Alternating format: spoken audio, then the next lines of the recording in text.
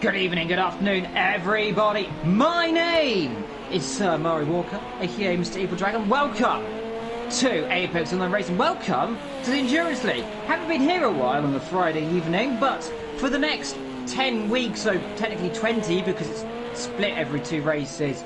2 weeks is 1 race. You make sense there. We're back together. Me, I'm not alone. I'm doing the cameras, but we have a beautiful broadcast series. The former cameraman, I've moved him over to doing the streaming because his internet's better than mine. Say hello, everyone, to the all new but completely the same. Say hello to Vectro. Hello everybody, it's Vector here. This time I'm not doing the cameras, I'm gonna sit back, relax and just watch the cars roll by. It does feel weird not having the controls of the cameras though. It's gotta be something I'm gonna be used to. Hope I don't get frustrated. Hopefully Evil Dragon will be good enough in doing the cameras so I will not have to be frustrated. So, we are here, Season 5, Round 1, Tier 1, Catalunya. Tough track, really well balanced, that's why the F1 uses it also for the F1 testing. So a lot of stuff to be said about the circuit, isn't there? Yeah, a lot of things about this circuit. Whilst we're actually with Ethan, we're going on board that with the driver. They're coming through turn 1, then at his elf, up through turn 2. That is the Renault corner, of course, a long blind, flowing around. It's very easy to lose the rear end, as certain F1 drivers found out in real life. Down into Repsol, of course. Tricky corner, tightens on the exit. Easy just to run out a little bit too wide here. Get on that curve and it's straight to the Armco. Down then into the downhill left-hander, that'll Seat. Get the car running out wide here in first gear, then blast your way up, then under the Rolex side, then down towards Reherf, I think it's called there, of course, the building on the right of the circuit. That area is the barrier. That is how easy it is to lose a car. Yeah, that was a bit on the curbs, a bit too eager on the throttle then, and then a tank slapper straight into the barrier. That's how easy it is to make a mistake over here. It's gonna be tough for the drivers, especially because it's in the night and of course colder track temperatures.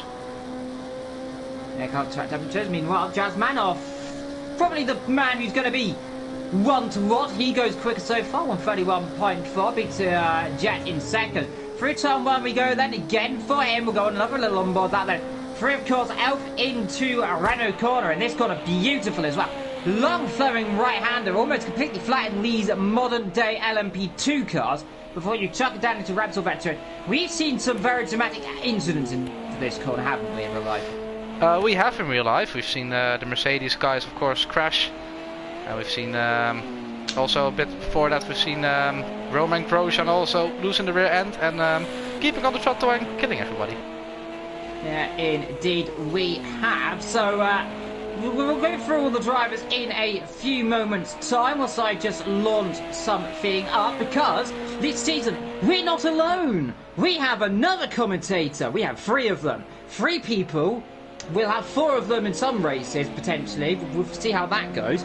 But joining us today for round 1, it is former racing driver and still current racing driver, I suppose, in GT3 when it launches again. But he's not doing Endurance League this season. It is Mr. Wolf. Say hello, Mr. Wolf. Well, he's in the party. I hope he can hear us. I think his mic's off. Well, we'll introduce him when he turns his mic on in a little while.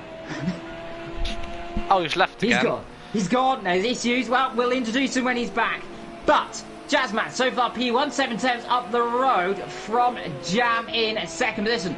The fellow car as well, because the line goes up a couple of attempts. Then we've got Jetty coming through the bottom of the circuit.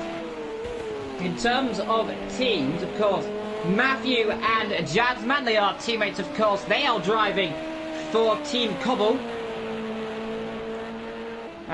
Then we've got driving for Team Virtual Drivers TX3. We have Slicker and we also have Bodie as well. Just currently looking at... That's Tinnis. That is Tinnis indeed. Down, where is he? Tinnis is there. 6th. The green racing machine. We also have Team F4H. That being, of course, the car of Esser Racing, and as well Jetix, who is so far in 4th position. It's in Scottish line. Expected to be going quite quick right now. Let's see, can he get himself in the 30s? No, down 6 tenths on this lap as well. for RGR Sports team, we have both of the red liveries. That is, of course, Arias, who is... Let's see, where is it? There he is. That in the not livery. Italian livery team, that's always Mexico. call it. They're evil, that's Mexico. It is Mexico this time. I always used to call it Italian team. Behind him, that is his teammate, I believe, if I'm not mistaken. That is the second goal. That should be racing at home. That he is. He is not driving that livery. So that brings out who is driving that livery. The answer to that is I do not know who's the other car for that then. For Team RGR, there is not another team. For Team he's got a bit wide. Is he going to keep it on the track? He's not happy with someone. Flashing his lights. He is flashing his lights. I don't think he was happy with that particular driver. It's hard to say. Oh, it's Derry McCoy. He's just knocked some cones. I think he and Jess at home had a bit of a misunderstanding. Yeah, it's alright. A little bit of rear end loose there, so a bit of a spin. But, and some gravel for good measures, and back to the pit lane he goes. We have just over 7 minutes to go back to so far. We've got Jetic, or Jetic? Jetix. I'm going to say Jetex. The Jetex 58 in 4th position so far. Good result for him. Quite a lot of new drivers there. We've got Udi Klu there. We'll call him Odie. We'll call him Odie for simple sake. He's so far P3. He's just behind the two namesakes of this season. Jam, who last time I saw him had a monumental accident in Monza all those many races ago. And Jazzman, Jam crosses the line, he's 29 seconds down. And Jazzman, we expect him probably to be the man to beat this season. He's quick, he's going to be fast, we'll see what he can do. Well, normally, I wanted to say something. Normally he and Tinnis are really close on pace, and Jamie of course holds really quickly, but Tinnis currently struggling. He is down in P8, 2.1 seconds off of Jazzman. He might just be struggling at the circuit to just not get the car hooked up, but in GT3 it's really close between those two. And it's also really good to see that a few newcomers, just like Odie and Jetix, they're doing really well in P3 and P4 so far. And also Chris Melian, let's just call him Chris. Chris down there in top position. We got Jerome. How was it you pronounced him? Jeroen. Jeroen. But of course, when you're not Dutch, it might be pretty hard to pronounce. So, yeah. Now we've got Essa Racing. It was racing, but he's removed the G, so he's now race in. So, Racking, I suppose, is actually how I'd say that. Derry McCoy there, he's one of the new guys as well. As down the back, we've got Gio Kyo, who's just crossing the line. Does he improve his lap time? Well, he's not set one so far. And he's just starting one right now as well. With 5.5 minutes to do so. 5.5 minutes to do one as well. The Team Mexico, as I always used to call them, having a bit of a rear end. These cars very easy to lose the rear end back to. We've seen it as a common trend. Especially in the previous seasons, especially when the track temperature is cold. We saw it even earlier. Very, very susceptible to losing that rear end. Yeah, there's always things you can do in the setup, but there's also there's only so much you can do in the setup to keep it from happening. It's always pretty tough, especially when you're on the controller. It's really hard to counter-steer and not counter-steer too much, so oversteer is a no-go. There's just a car off just then. Losing the rear end, proving the point we're just trying to make. I forget who that was. It was one of the more brightly coloured teams today. Well, we'll look at Slicker right now, then he's coming through the top of the circuit. The very fast turn 8 that is, down towards the hairpin. Again, this hairpin has caught quite a few drivers out in different things. I got caught out with it in the Clio car just the other day. We'll just say it didn't end well for me, and of course then down into the very what I call the budget chicane, where they're just trying to put a chicane in for reasons I do not know. It's not really an overtaking opportunity. Into the last corner, which is see one of my favourite overtakes of all sports. That was Rossi on, of course, Jorge Lorenzo in 2009 up the inside at the final corner to win in Spain. An incredible overtake indeed it was. He was 1/10 up, but he ended the lap with 1/10 down. Currently in 6th position. I must say, surprisingly big gaps. The entire top 10 not even within 1 second of each other. Yeah, within almost, 2 seconds, I should say. Yeah, Nearly even 3 actually for the top 11 there. It was alright. It's that inland position, struggling down the back. We've got Chris there. He's just crossed the line in 12th position, or is this him crossing the line now? Well, one of them's crossing the line, and I believe it is he's in the pit lane. Well, that explains that one then. Jerome coming through the quick turn 9 in the beautiful blue and white livery then. Wants out to see these newcomers, by the way. We'll see what they do. He's doing better than Essa right now, and Essa, pretty surprising he's so far down this field, Vetro, because he's been one of those drivers. Previous seasons, he's had very strong results, but today, in these cold temperatures, just struggling, it seems, to get this car hooked up around this circuit. Currently P15 indeed. I must say P14. Yeah, nah. I realized I was mistake on time. P14. Indeed, a really big surprise there. Also, Gio not able to set lap time yet. He's got about 3 minutes to do so. He could do it really quickly, but let's hope for him that he can cross the line in time. But he's still in the pit, so if he wants to come out, he's also in 74 litres of fuel. Yes, he is. Well, meanwhile, Slick Up improves by 2 tenths, puts himself still 7th right now.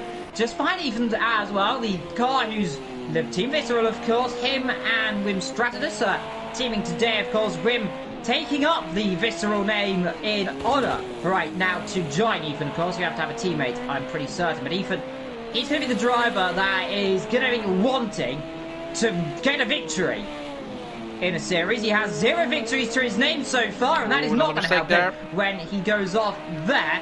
That is into the very difficult to pronounce name up towards the top of the circuit. Again, though, 0 victories to his name in an official league racing series, but he has got 1-off victories as well. He won the 2.4 hours of Le Mans, and he has also won in the filler leagues as well, but yet to win an actual proper sanctioned season race like one of these in GT3 and of course endurance. That is correct.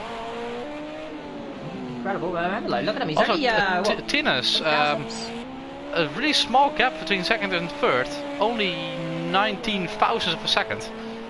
So Tina's not going to improve his lap time, but Jamie is still on the circuit. With half a tenth, he might still get the snatch pole, but it's going to be really tough. Yeah, Jack, meanwhile, coming through the last corner. Let's see what he can do. So far, upstaging quite a lot of the other drivers. He does improve there by 12 thousandths. Just puts him 1.007, but look, Odie as well. These new guys proving straight away they've got the pace, they've got the time, they've got the grip. They are very, very quick indeed, and for whatever reason, they are pushing these more established drivers down the field, Vetro. They've got Ethan down there, who I was about to mention, in 2nd position. They've got Slicker in 7th, Matt in 8th, Racing at Home, who's a Essa's gone up to 11th though. Yeah, Essa up to 11th so far in the other pink car, the F4H livery. Right in the pit lane, we've got Chris down there, down towards the penultimate couple of corners into the chicane, driving the Activision team livery. Through the chicane he comes, a little bit overcurved there. You can take the inside curve a lot more than that as well, so you'll get one more lap. And see, does he improve though, wide through the last corner? And can he go and find any time? The answer to that is no. He's down 2.5 seconds on that one. Giro is in the pit lane. Oh, there he is. McCoy's in the barrier at turn number 1, I believe that was. Racing at Home's on another lap. Goes to Jamie. Yeah. Jamie crossing up the hill then. This is down towards Camper then. Tricky right-hander. Used to be a chicane here. In fact, there is a chicane there still on the outside of the circle. They do use it for certain racing, but for this we will use the flowing down towards the hairpin. He needs to have an absolutely magical third sector if he can have any chance on pole, but it's going to be really tough. I think Jasmine has got it in the bag. Yeah, it's going to be difficult. He's going to need to pull off a very big surprise indeed. So we've only got 3 other people potential to improve. Jam, what can he do through the last couple of corners? Can he find any time whatsoever? The answer to that is going to be a grand total of, it looks good, is it an improvement? It is not an improvement. He'll be in 2nd position then, unless Racing at Home he goes wide. That's his lap almost over. And ESS as well, he's the last driver to cross the line in number 17, losing to the rear end there. He needs 8 tenths to jump 1 position, so it's going to be tough. It doesn't look optimal. Yeah, it doesn't look good at all. Let's see if can he do anything here.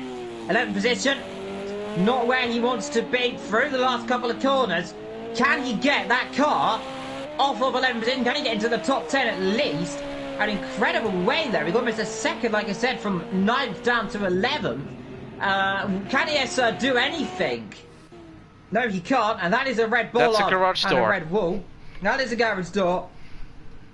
And Jazzman claims pole position then here today for his team today in Circuit of Barcelona Catalunya, round 1 of the endurance season. Jam in second, Tinus, Odie, Jetix, VSR Ethan, or Rotary as we all call him here, Slicker in 7th, ahead of Matthew Asbrecht then in P number 8.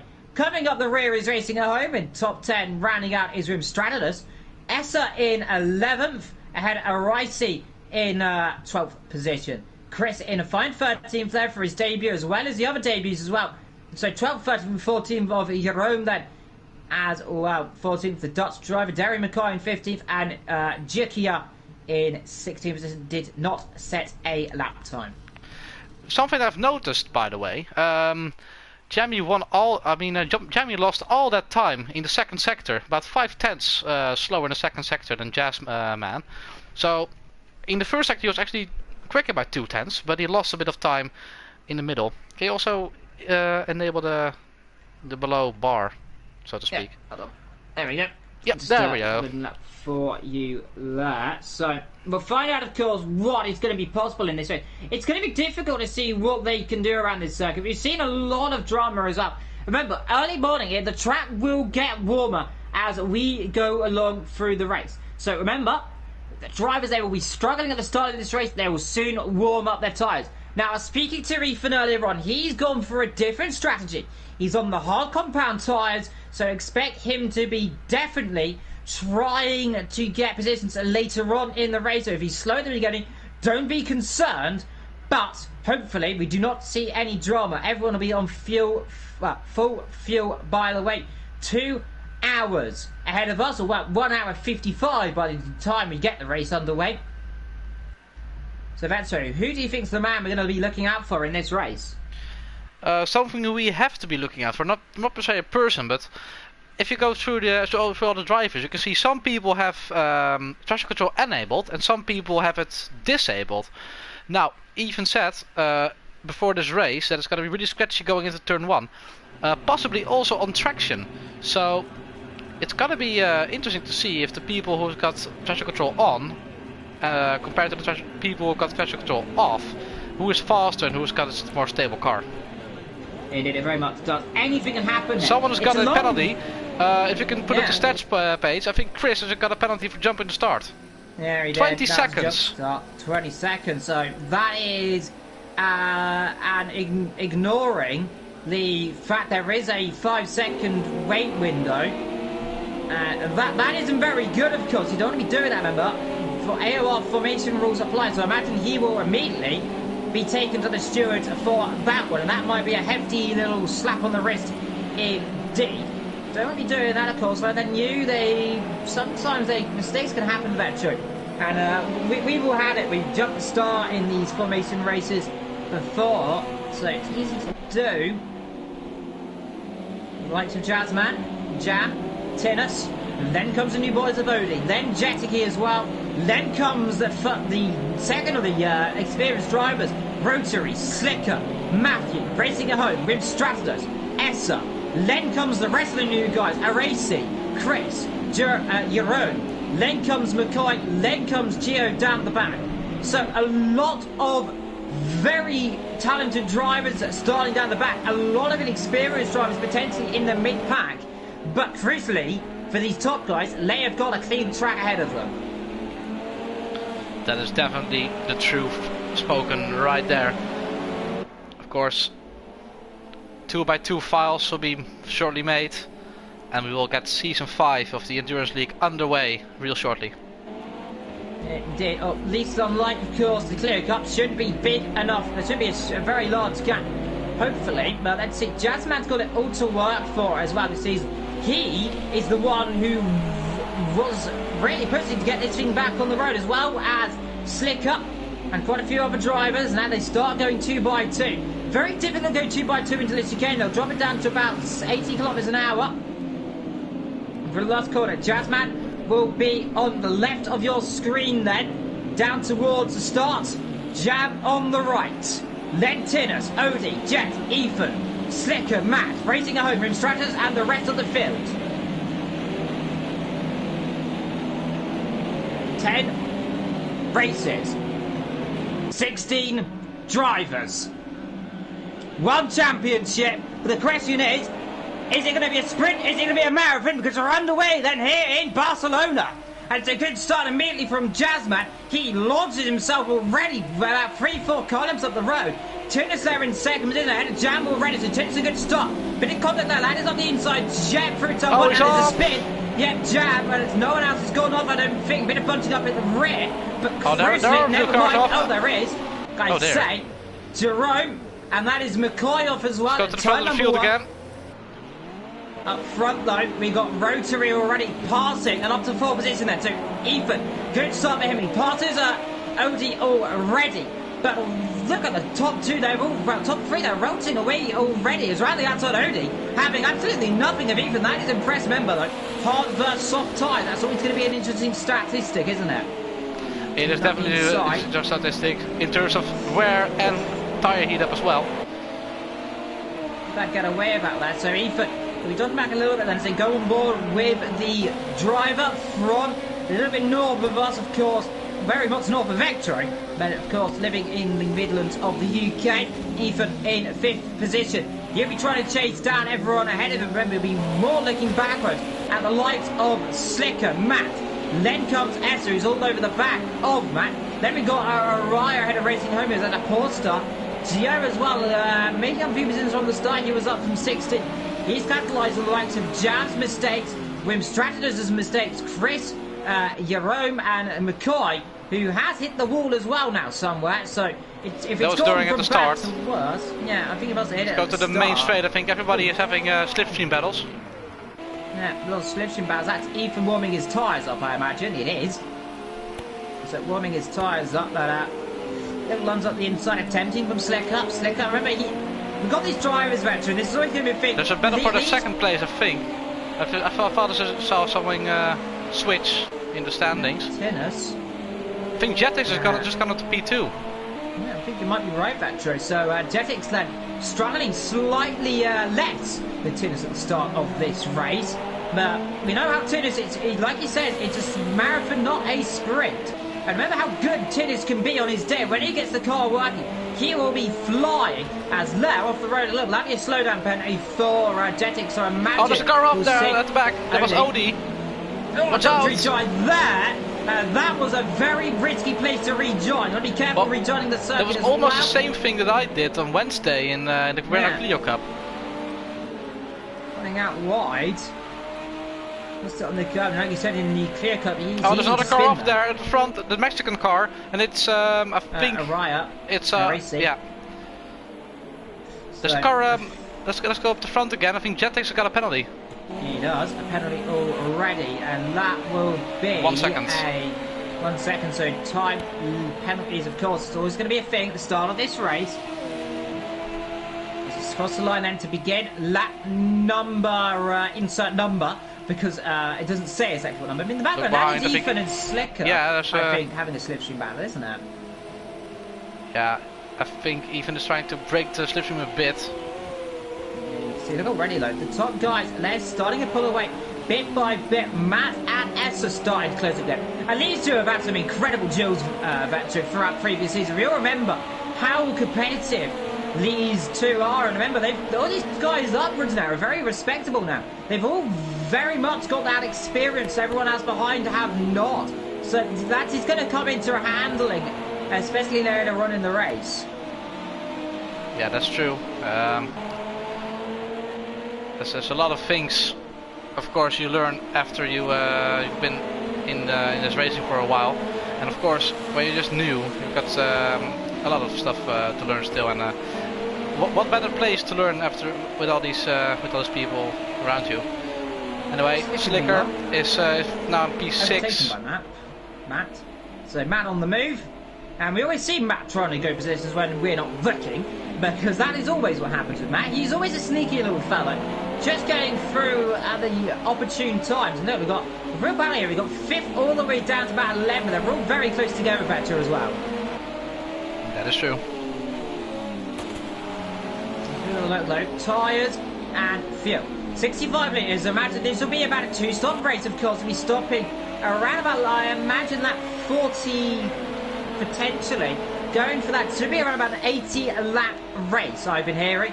As the all blast down past the camera screen, then one by one. ESA in 7. And up the road you can see Ethan's already bolted away from this group of cars. So, like I said, it's going to be interesting, Vector. It's going to be too hard. It's going to be strategy and not making a mistake. It's very difficult to overtake around here, isn't it? There are not a lot of different overtaking opportunities. Maybe turn 1 is one of them, and right after the right on the line where you enter the 2nd sector. Yeah, that's where. Well, anyway, there's a really big line of cars going from Slicker to Wimstradamus, I think.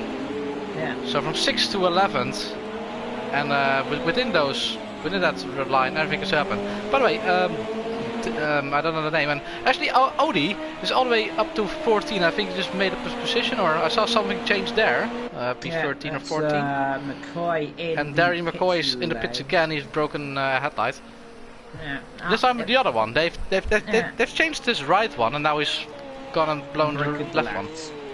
So if it could go wrong, it has. Chris going slowly there a little bit. I'm wondering, is that an issue? He's going very slowly then, all of a sudden down towards the corner, but getting back going now. Stratus in 11th position so far, trying to catch up to Jam, who spun, of course, at the start of this race from 2nd position. He's behind the new guys with Gieka, then racing at home, and then we've got Essa, and then everyone else just bundles himself up. The real winner of this battle there is someone off through turn 1 getting out of the way. That must be Duh going out of the way through turn 1.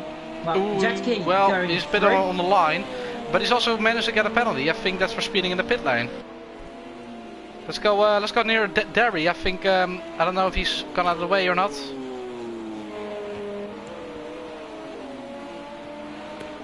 Just gotta watch out for the people around him. He's got I think he's got damage again.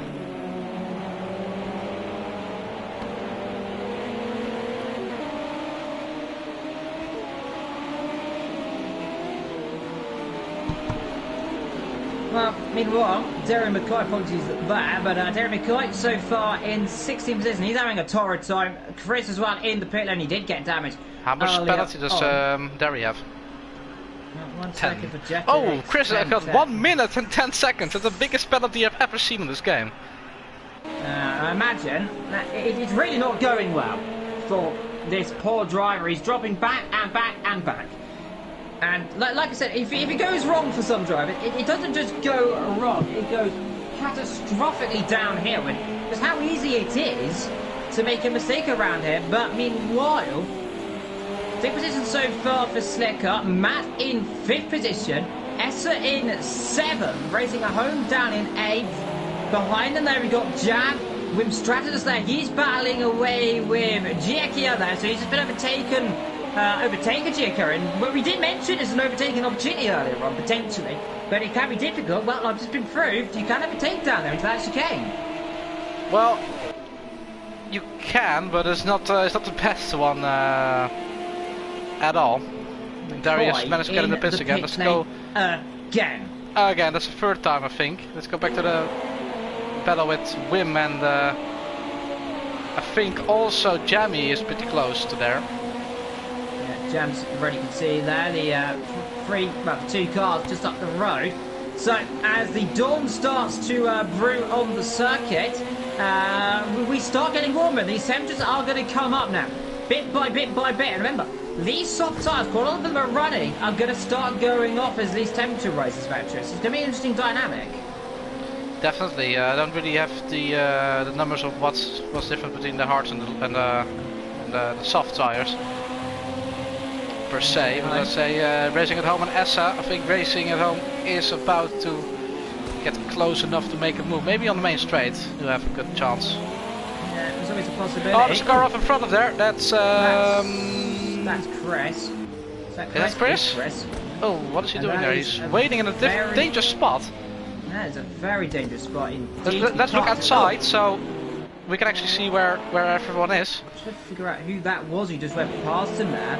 Must have been Gio. He's gotta watch out. Derry also coming out of the pits and in front of someone. A lot of that traffic causing carnage vector in this race. I'm not sure what's going on there, but whoever that was, that is not only behind, that is Chris, I believe, Chris right behind. Right behind Gio. Is he trying to make a move here? I mean, he is trying to make a move. I'm not sure what's happened here. He must have spun the car or something happened there because he was stopped, and now he's looking feisty and looking for a fight there. But he did break the battle up between those two because I think Gio had to make evasive action there because he was standing on the racing line. Standing still on the circuit is not the most smartest thing you can do normally. Yeah, especially just on the outside of the corner like that. Very easy.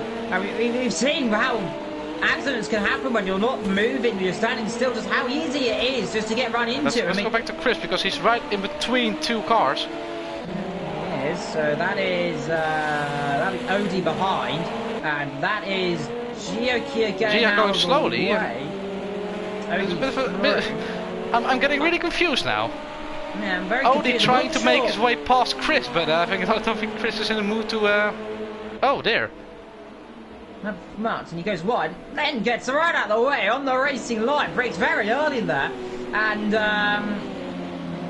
I don't want to say, but you've got to abide by his blue flag conditions. You've got to be getting out of the way in a sensible location and making it clear. And I believe the rules say you have to flash your lights to say come through, and it's a little bit dangerous right now when you're doing it right on the racing line. And Wim Stratum has switched positions. Yeah, they have. Everyone's going. I think a car's gone off on the main straight. I think there was a green car. That was Slicker. Yep, Slicker's spun, and that is backed into the wall. I already thought there was a battle going on between those two. Oh, he's got to watch out! Oh. Now this is very rusty driving from some there, and yeah, that's rear end. That's 100 damage, rear suspension as well. And that is pretty much not game over. That is going to be difficult to get back to the pit. There's another battle going on between three drivers in front of the left car. That's racing at home. Essa racing home and Jam. Jam going 1:33.8 last lap. He is about a second a lap quicker than these guys up the road. But up front, it's Jazzman. 1:31, by the way, he's going at so far.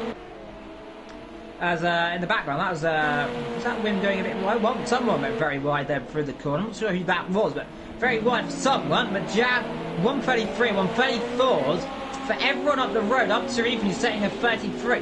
32 and a 31 though for the top two. Incredible pace for them, aren't they? That's incredible. Just so much difference between P3. Even now going about 2/10 quicker than Jetix, but Jetix is. It's really surprising at this moment in a positive way. Look at the gap he's putting. Yeah, he's 4 seconds up the road. Remember, he's on the soft compound tyres, and Ethan said he's on the main straight. There's also a battle going on. There is a battle's going on down the main straight. In the background is one car pulling out of in front of there. There was a slipstream battle. That's a Racy coming and lapping one of the cars. Not sure who that is. Derry. Exactly. Yeah, it might be Derry though. He's going slow through turn one. He's having a torrid time. He's almost 2 laps down on the rest of the field so far. Into turn 3. Still Slicker battling away. Still close together. Yeah, still close together. They're closing up on Essa right now again. 35-35. Slicker in the pit all that damage. After this incident. And look at Jam, by the way. He's closing up on these guys, and he's got the pace to truly close in. And he's taking another 3-4 attempts up. That's racing at home, just sitting right in his way. A second almost, half a second quicker per lap. And I think he's got a good chance, you know. Not here, I imagine. It'd be very risky to dive up the inside, but potentially. He's got to do it.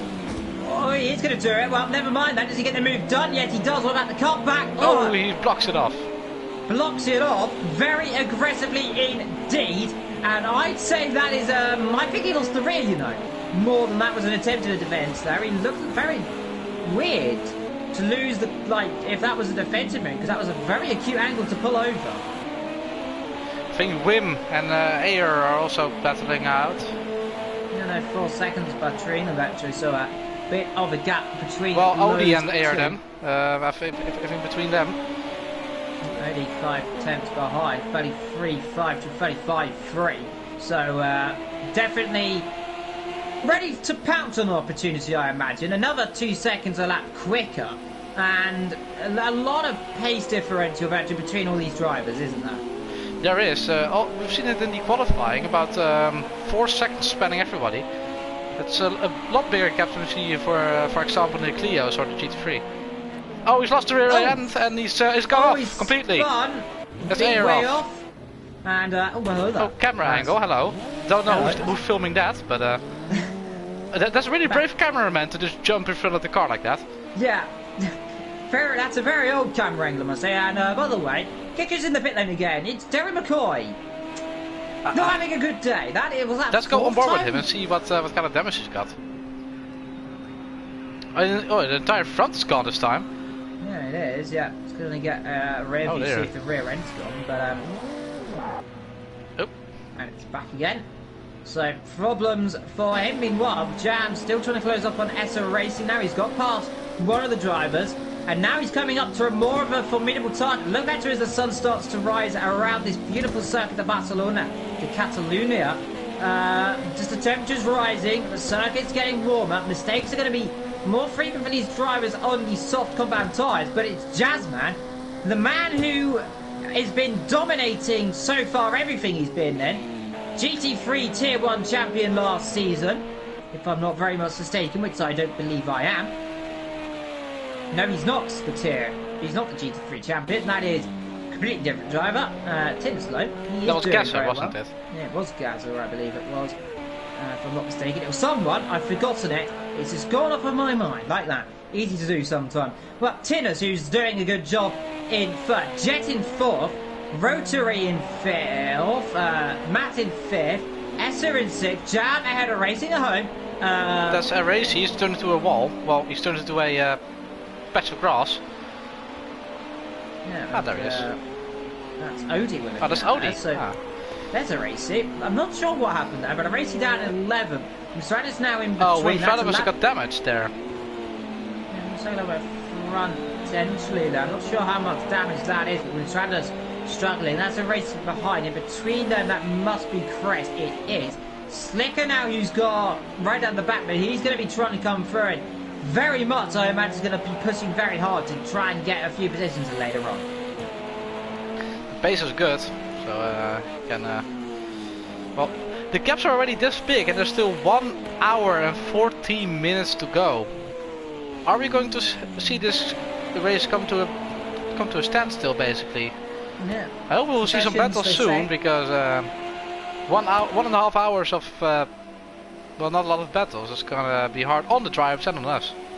Yeah, well, we'll always find a way about Joe, but meanwhile, Jam looking in 5 steers, looking for attack the number 19 car, or he's trying to battle away with the number 17 car, of course, and number 17, a very synonymous name in motorsport, of course, with the tragedy of Jules Bianchi in Formula 1, of course, but that's not. Oh, there's a car off in the background. Yeah. Stratus in the pits. I think this is in the pits. Yeah, that was the last corner, of course. But that is for damage, that's just you were spotting very well. Very slow again for Derry McCoy. He's struggling even more. Jeroen and AOR are battling, and the race has gone off. Yeah, he has gone off there. 3-1 over those sleeping policemen. And you don't want to be doing that too much. It can really ruin the suspension. And you can get damage as well for going over them in this game. That is Slicker, I imagine. That's Slicker trying to come through. It is Slicker coming through. No, that was not Slicker. I wonder who that is in the background behind them. It was the green car. Gio, pretty sure it was Essa. Maybe? No, Essa was DF. No, that was not T1. Trying to figure out who that is then. That's very confusing. Well, there is a car there, and I'm pretty certain it's Slicker. It is Slicker. Well, I don't know what the game's doing there. The game selected another car just then. I saw that. Slicker. I think the cameramen are having a bit of confusion here and there. Now, we do apologise for the camera issues there. I mean, what? Jam, I think, is having a look up the inside down towards turn number 1, potentially there. My apologies for that camera angle. But down towards turn number 1, is he close enough to make gloves? No, he's not. But 3 you go there. You just see Esso a little bit wide there. And this is just going to be the trend. It's very easy not to... Really different line. Later Apex. Later Apex. Dirty air is a massive thing in these cars, actually. It's going to be a common trend. It's going to be one thing to close up, one thing to follow, and then a entirely different kettle of fish to try and overtake the car ahead. And unless you are right with him and a lot quicker, he's only 210, it's going to be difficult. Yeah, definitely. Jamie will have to find a way through. I think he has got a better pace by about 2/10 of a difference last time out. But if you can get a good run on here and maybe on the slipstream, he can try to make a good move here. Oh, he's letting him through. Penalty. That's penalty. Penalty there. So that is how you get out of the way very well. Penalties. Oh well, hello. Jamie has lost the rear end. In almost. He's got to watch out for the other corner. And the other one. He was really careful with rejoining, and that's a good thing. Let's actually take a look at all the penalties, because Odie has also scored one of them. Yeah, so we've got 2 for Odie, 2 for Jeski. 1 minute 10 for Chris, so I don't imagine he wants to be getting any more, but I don't really know how he got 1 minute 10. Did you just call him Jetski? Maybe. Maybe. Well, Jetix. Then. Well, I'm going to call him Jetski now, that's his new name. It's Welcome Jetski. Well, Jetski can work. Yeah, I mean, yeah, you can be Jetski now. From now on, I'll name you Jetski. Meanwhile, from Stratos, he's closing up on Chris down there in 13th position. So far, he is going. He does not have to. He does not have to take the overtaking because he got a 1 minute and 10 seconds penalty. Yeah, that is true. Doesn't really have to overtake. He's in fact, he is already ahead.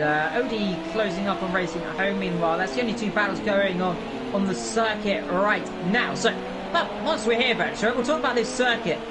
Proposed in the 1980s, built in the 1990s, and of course, its first ever race. It was built for the Olympic Games, if I'm not mistaken, which was in this area. I think it was 1992. I'm not too fact up on the Olympics. I know it was built for around that period. Gio on the pits. Gio in the pit lane for that's a rear wing failure. So he's gone off and lost the rear wing. So I'm wondering how that's happened there and where on the circuit that's gone off, because there's the rear end. The rear ring where he's there. He must have lost I don't know where he'd have lost that battery to lose the rear ring. There's even through penultimate corner. Well, he could have done about the same thing what Slicker did on the final corner, maybe in a different corner. That is him very much down the field. But yeah. First race around here was the Formula 1, of course. We saw that memorable battle between Ayrton Senna and Nigel Mansell. Of course, that's wheel-to-wheel stuff there. And what was really just side by side and not really a lot else, it sparked a lot of photos, a lot of famous things. And that's a memory people think of this circuit. When you think of Spain, it's one of the earliest things you think of is Senna and Mansell side by side down there. What modern viewers will see is this corner here. And that is an accident. And again, the cameras, apologies there. It's not really, I'm not sure what it's doing. So that's out of our power. That's just how the game thinks it's the best way to work. Anyway, Odie right behind. Let's actually take a look at racing at home. There you go. It's hard to find out who is who. RAC racing at home there in 7th position, getting caught by about a second a lap by Odie. Odie's flying around there, and that is of course, the student G. Coleman there, that is the Cancer Research livery, the pink and black, if I'm very much not mistaken.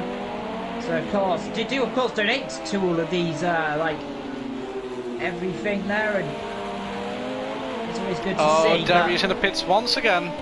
Is that 6th time Vetro? I think he's been in the pit lane. 5th? 5th, 6th, he's a lot of times in the pit lane. And I think he might be needing a little bit of a... There's a gap of 8 minutes now. 8 minutes, and well, we've seen other guys who is having a bad day, and Well, this really is just going from bad to worse for the poor old driver, and we got a feel for him. Racing at home under pressure from Odie, meanwhile, he's closing right up on him there. And the blue and white liveried car racing up against the black and pink liveried car. Behind them, that is Jam. He's going about 2 seconds a lap quicker. Lan racing at home in a second lap quicker. Lan Odie. Odie's looking and trying to find a way wherever he can to get through that, and this is going to be an opportunity. Not there, that's a bit too early, and there goes Racing at Home off the circuit. It would be good from Odie if he could let him by there, because I don't think there was a very fair move. But then again, Jeremy's right behind. Yeah, and that's really compromising. That was a very late attempt at an overtake, and that was not going to work. The gap's closing, Racing Home flashing his lights, and he's not very happy with that, and I don't blame him. I think Odie was a bit too aggressive there, and in those kind of situations it would be best if you could hand the position back in those kind of positions, because I don't think there was a legal overtake. Yeah, rather punted, poor old Racing at Home wide, so there might be a little bit of a steward's inquiry later on about that one, but 1 hour and 32 minutes still to go in this race, Venture, and already we're starting to see these top guys pulling away. Jazzman again. Look at his pace. Look, 1:32.5. Look, he's getting caught a little bit by Tinners right now. 1:32.1. Behind them, though, we've got Jetty in third position. We've got Rotary in fourth. The floor in fifth, apparently. That's a rate. I'm not sure. Apologies what is going on with the cameras today. Cameras, can you work? Thank you very much. Matt in fifth. Essa in sixth. Oh dear. Odie in seventh. Racing at home ahead of Racing Jam. at Home and Jam now. Jam now catching up to Racing at Home. Pretty quickly. Yeah. Jam looking strong, looking fast. And don't do the same. Try and find a way. Now Jam is going to be biding his time, biding his way. Look how slow he's been going compared to the leaders earlier on. He's 35.9. Yeah. His current the pace difference is so big. I mean, the entire top 10 just right about within 1 minute of each other. Yeah, really. Well, when you say within 1 minute, it is. Yeah, top 9 only just within a minute by a tenth. In fact, right now they're outside of the minute on my end. But Jam is gonna try to. Oh no, Racing at Home was really late on the brakes and he made it. So good defending from Racing at Home. And now we're into the top 8, top 7. Remember, it's 1 minute 32, so these guys are going to be getting lapped. So Jerome, the car behind him, you'll see in the distance. You might just be able to see it. The car right behind, that's Jazzman, who's actually ahead, actually. So never mind. Jazzman is on different world right now, just like Tinnis. Pretty similar pace they both have. And also Jetix. Yeah, Jerome's already lapped, so that's a little bit confusing there about what is going on with the timing screens there, but... Also, Ethan is in no man's land right now. Yeah, he really just like is. Jetix, and the Racing at Home has gone off, and... yeah, again, turn 1, struggling. A bit of a sad situation for him. Losing 2 positions in the span of about 2 laps. 3 laps, I should say. Well, you gotta find looking upwards. Jazzman so far still leading this race. He is a man on a mission. He said earlier when I was speaking to him, he wants to win this championship, he wants to win the season, and he again proving today why he is the man of the hour. Now we know though mistakes can happen. That is, I believe, is either Racing at Home. Sorry, that must be Slicker he's catching up, or someone else if you go on board, because the camera angles are not enjoying that corner. But Jazzman, pushing, and a bit more. And look, 1 second already quicker than the car behind. He is surely the man, not of the day, of the year in this season. And we're already beginning the first race. He's asserting dominance. You're right about that. 13 seconds to Tinnis. Tinnis also a pretty similar pace, even though it's about 2/10 slower than him. Still though, all two, both of them are just in a different league. There's a different league on their own. It's almost like they're driving different cars. Yeah, oh, there's a car in front. That was Chris. Moving out of the way. Good this time. Yeah, oh, that's not Chris actually. Then who is it? Who that is? It's hard to say because there's a lot of that traffic around the circuit already, lads. just trying to see who it is. That was Jeroen? Yeah, Jeroen getting out of the way. And it's just so difficult when you got these lap cars. It's very hard to see who exactly are we looking at. Who exactly is it who's getting lapped? And that'd be a system maybe in the future that Project Cars or Sonic Man Studios can add, of course. It would be very nice to see who exactly is where on the circuit, to be precise, a lot more detail, because it can be very difficult. Right now, the nearest battle going on, that's Essa in 6th, Odie in 7th. Then we've got Jam and Racing at Home still closing up, well, pulling away actually, I suppose, there. So a lot of gaps actually downwards, and already we feared this might happen. It might become very spread out very easily, and unfortunately, that is the worst case scenario has already happened. It has. Just look at the gaps everyone has got. It's like the top 4 within half a minute. Yeah. Almost. It's hard to believe, but I don't think we've ever seen this kind of big gaps last season. I don't remember. It wasn't this bad gap seasons last season. Remember, these guys are all new. They're all going to be rusty.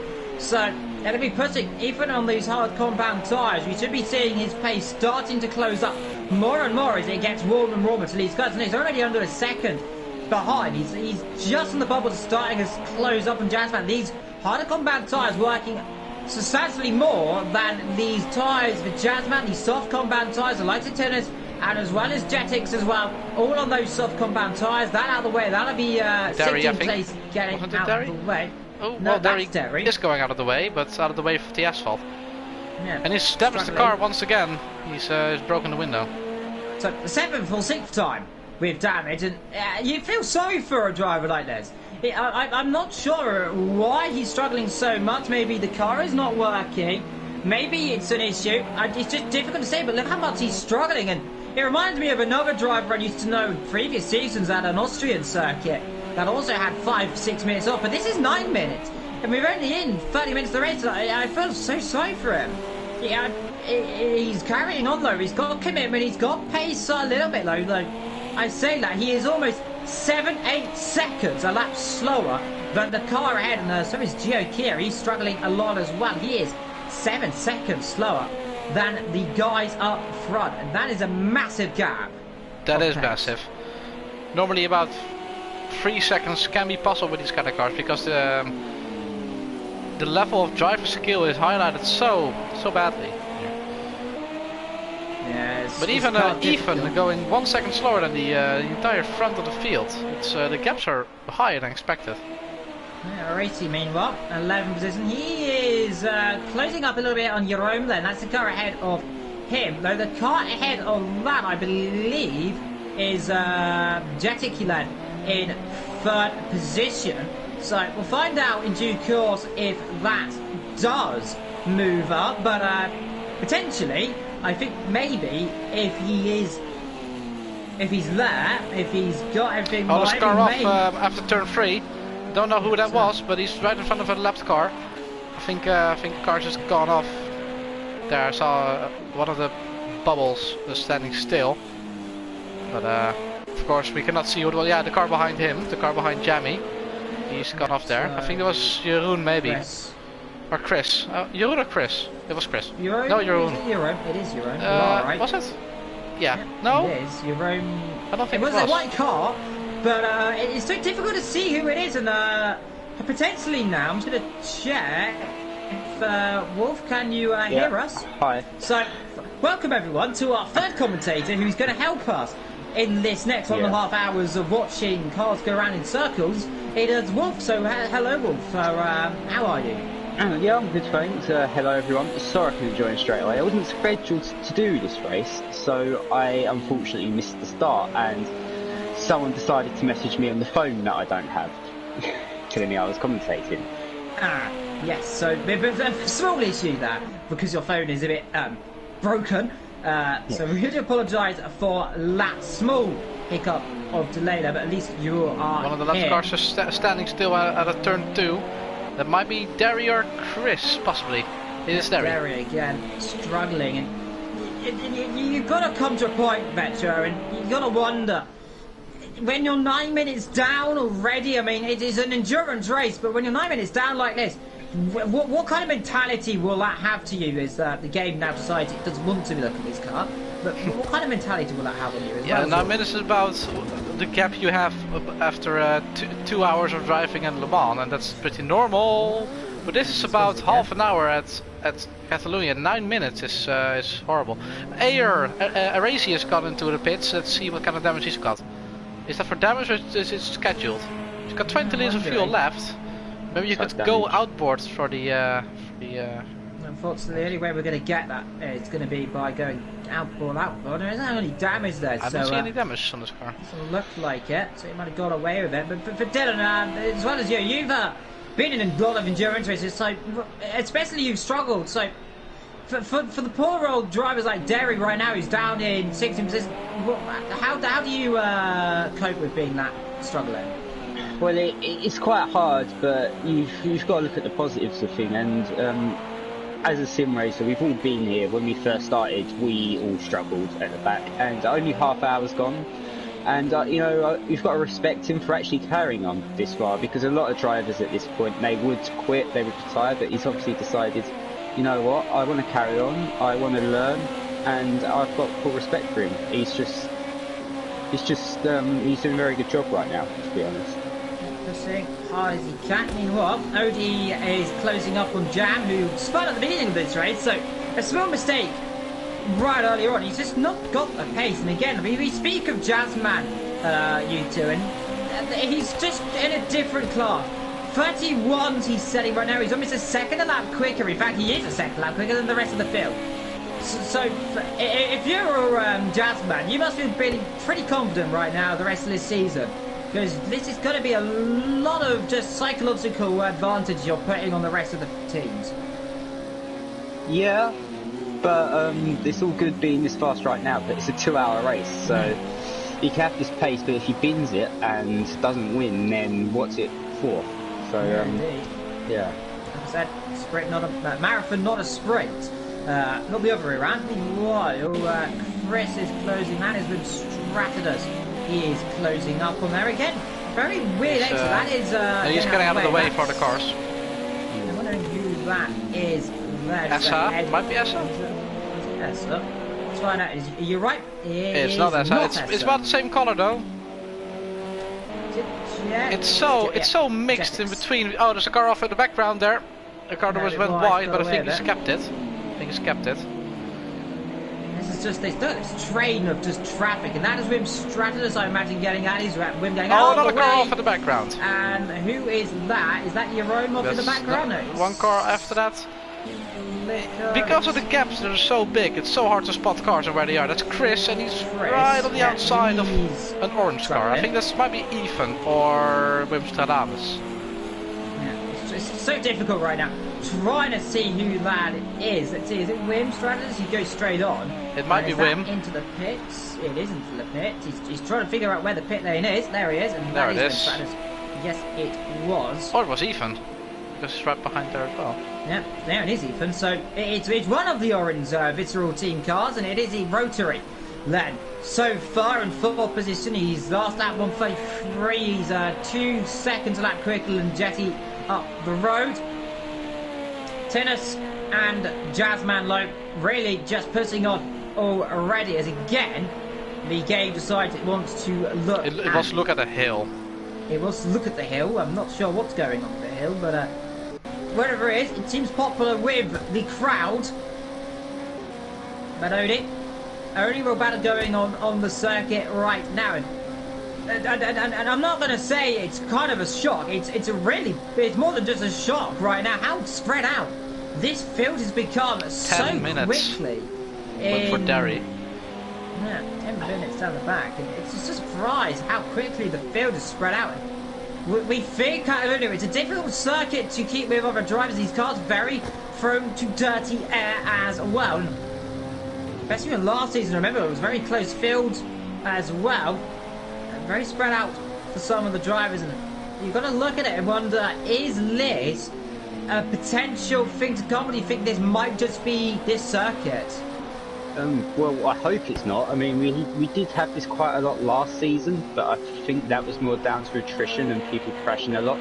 I mean, this track is terrible for racing in if you're in a high downforce car, because the dirty air that these cars produce and the high-speed coolness makes it very hard to follow. I think in Formula 1, for example, they're saying to get close to a car and to overtake it, you need to be 1.2 seconds a lap quicker around this track. And I think that's the similar thing we're seeing here with the dirty air. I hope it's not a thing to come, but judging by what happened last season, I fear it could be. Indeed, so it's an issue that we'll have to address in there. Well, Odie's still closing up right now, so we'll look for the field, by the way. Jazzman leads this race, what, by 15 seconds from Tennis, and seconds isn't that. He's 15 seconds ahead of Jetty, who's just over 5 seconds away from Mr. Rotarin. Jazzman's in the pit lane. Yeah, scheduled stop, so this is where everyone's going to begin. I imagine, and I'm going to just say this with a very big, very small pinch of salt, that I think Tennis is going to come in the pit lane right now. I think everyone's coming in the pits, actually, because I don't think Mike... About 3 litres left. We've got about 3 litres left, so I think Jetix, with 4 litres left, he's starting a bit more conservatively then. He's also going to come in. I don't know if he will be able to do another lap, because maybe the undercut is also pretty powerful, so... At even with about 4.5 litres left. Yeah, imagine they'll all be coming in pit lane. They're all. Does. Well, Jetix is not. Jetix stays out there, 3.6 litres. That should... I'm going to say should just be enough. That's going to be very low in front. I think it'll be about the zeros just as he gets to the line there. So he's running it very low indeed. Yeah, it's about 2.5 litres of lap round here, I think, so he should be okay. That's why I'm surprised Ethan's actually pitted this lap, because he has a similar amount of fuel. So, an interesting strategy to go a lap longer. Clearly some fuel saving going on this side of things. Yeah, ready as well. 5 litres, that's too much curve. I've seen that somewhere before. Especially on this circuit, it's very easy for Wolf and Venture as well, because we all drove in the Clio Cup. That sausage curve, very easy to get on 2 wheels, I might say. It can turn your car on 2 wheels indeed. It's if the spring rate is a bit stiff and if it's a bit of a high car and thin, then it's really easy to do that. But of course these cars are a bit wider, a lot more downforce, so I don't think they'll get on 2 wheels that quickly. But they will. But that curve can knock you out of the circuit. Yeah, basically the same thing. Matt and Jam in the pit lane. Those are the other 2 filling up the fuel somewhere in that pit lane as that goes slicker past that lane position. He spun, of course, earlier on into the wall at the last corner. We have got someone stopped. Chris or Derry, possibly. Derry, was it Chris? I'm not sure who's going slow. That was Gio, I think. It was Gio slowing down for another driver. Possibly. Pit lane. Was that Jetty? Yeah, it is Jetty coming in. Jetty is coming in. He had to, otherwise he will not be able to continue the race because of no fuel. So Jet comes in, Jam comes out, and that is going to be Jerome just passing him. That'll be Jam, Slicker's behind, so Jam will come out behind. That is Ethan, I believe, just ahead. That's Wim Stradidus. Just behind, it's someone just behind, it's an orange car. I have no idea who I'm looking at half the time. It's so difficult with all these cars, and I suppose, Venture, you've had this as well, when you've got so many cars so spread out different laps, it can be very difficult to see who is where on the circuit. I normally most of the time have to during qualifying, because of course there's no name with every bubble, and of course you've got a bit of the same problem here with all those bubbles on the track. If you see one of them stop, you don't know who it is, so you don't know which car you have to go to check out what is happening. Also, I think, if it's just me or not, but Jamie had a really slow pit stop, it looked like, because Jamie's all the way down in 10th and Jasmine is already back up in the lead. Yeah, Jasmine's flying, SR in 2nd. He's doing an okay job right now. SR stayed out a lot longer than I was expecting. He didn't come in earlier on, if I'm not mistaken, so very much starting to come through the field, and he's be coming in due course. But yeah, again, 15 seconds between 1st and 3rd. Ethan now in what is fourth. We'll be interested to see what happens later on. He's ahead of Jetty as well, so yeah. Jetty definitely had a slower stop than Ethan, like you said. I wonder if maybe he changed tyres, because that's the only reason I can see how he could have had that much longer for pit stop. So that's interesting. We saw him going slow, didn't we, though, at the last corner, so I'm wondering, I didn't catch it because I didn't know who it was. But did he make a mistake when he was about to go around and they had to stop and turn the car and then come back in the pit lane? It's an easy thing to do. Mistakenly forget you've got to pit for fuel when someone else coming in the pit lane. Is that Essa? in the background? That Also, is, you yeah, run. someone going very slowly down into the last corner. I'm not sure who that is. We'll see in That's someone going into the pits. That was Essa. Yeah, Essa. Alright, indeed Essa in pit lane. And he'll drop down then behind Ethan. Ethan, he was looking for a podium. Remember now, as this race continues on, by the way, Ethan, who's on the harder compound tyres, he said, is going to be getting stronger and stronger. Now, he said he should be stronger at the second phase of this race. So let's find out if that's true. Well, meanwhile, we've got a few people saying what happened to Seka. He spun earlier on into the barrier and lost the rear wing. And from there, it was a very long afternoon indeed. We haven't seen a spin per se, but he was facing with the rear to the wall at the final corner on the inside, and the entire rear was gone on that car. So I think he maybe have lost the rear end. And if you look at what Perez did in Hungary, 2014, I think it was a bit like that. Yeah, he's got the outside car potentially spun to the inside. These cars, and we'll go back to you because you've driven these cars quite a lot in the past as well, I imagine. There is the cameraman side. He doesn't want it. He wants some grass again. Just tell us, how easy is it to lose these cars? Yeah, I've never driven them in a race like this, but in the practice and fun races I've done with these things, they can be quite difficult to drive, especially at the limit you need to drive them at to go quick. They're not like a GT3 car, for example, where you can drive them at 90% and be pretty safe. You've got to be pushing them lap after lap after lap, and it is very easy to lose them. That's why we see such high attrition in these endurance races as well, because these cars just can be so difficult to drive at times. Indeed. Well, meanwhile, racing at home, he's closing up on the back of Odie there, taking second a lap slower than the car ahead, so not really closing, I suppose, but he is definitely within that little bubble radius there. Looking for other cars closing up, we got Jam closing up on ESS. Remember, ESS just pitted a little while ago, and this is where the sun just starts to rise, and we get this beautiful glimpse of the early morning sunshine emitting over the circuit then, and we'll see what the lap times are, but I'm definitely saying Jamie is starting to push now in this second phase of this race. Yeah, it looks like it. I mean, obviously all these drivers are going to have different setups and different strategies as well, so that means that some drivers are going to be quicker around about this phase of the race, coming to the end than others, and that's really the beauty of endurance racing. You know, you see different drivers come in at different times, and, you know, while it might be spread out a little bit at first, we will start seeing more battles as the race goes on, as different drivers find their groove. Jam pressing harder and harder, like I said, finding his groove. Jam's obviously a driver, he likes these warmer temperatures, and he's already looking on the back of that beautiful sunshine. The lines themselves there, you can see other cars driving off in the distance. It's always a beautiful thing. The headlights flying past, they come up towards Camper Corner then. Tricky right-handed, got another car up the road. I'm not too sure who that is, but definitely a lapped car. Got a really good run there. Now, which way is he going to go? Left or right? He'll have to go to the inside. Let's see, down on the brakes. Down the inside he goes, then Jam, left on the brakes. Essa tries to get the car back. He might just get through. Yes, he does. So Essa through again. They'll go side by side, then up the hill. And this time, though, Essa just holds that line up, and Jam can't do a lot about it right now. Has to just sit back and wait his turn.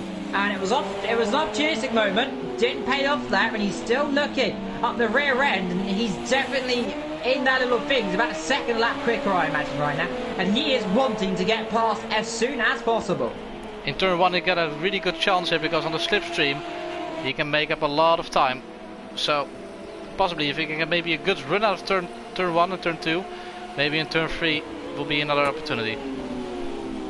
You sit back through turn 1 right now. You just find the thing. Look at the different lines they take by the way. And Jam, you'll get compromised right now. The dirty air is not going to help him at all. It's not going to help the tyres. It's not going to help the fuel load. And now they've just got to sit here and wonder. Maybe the same spot where he tried it earlier. Maybe this time a bit more confident on the brakes and not overshot it. Maybe he can get a good... Oh, he's about to hit him, but he narrowly avoided it. That is called getting... That's what I call a little kiss on the rear then. And he's pushing it. He's got a good run through here. Yeah, issue is low. There's only really a few overtaking opportunities. It's this hairpin down here. If you're going to go exit this time, now which way is he going to go? Left or right? He's being forced to the outside line. Now, if I was him, I'd try and switch back to the inside, but he can't.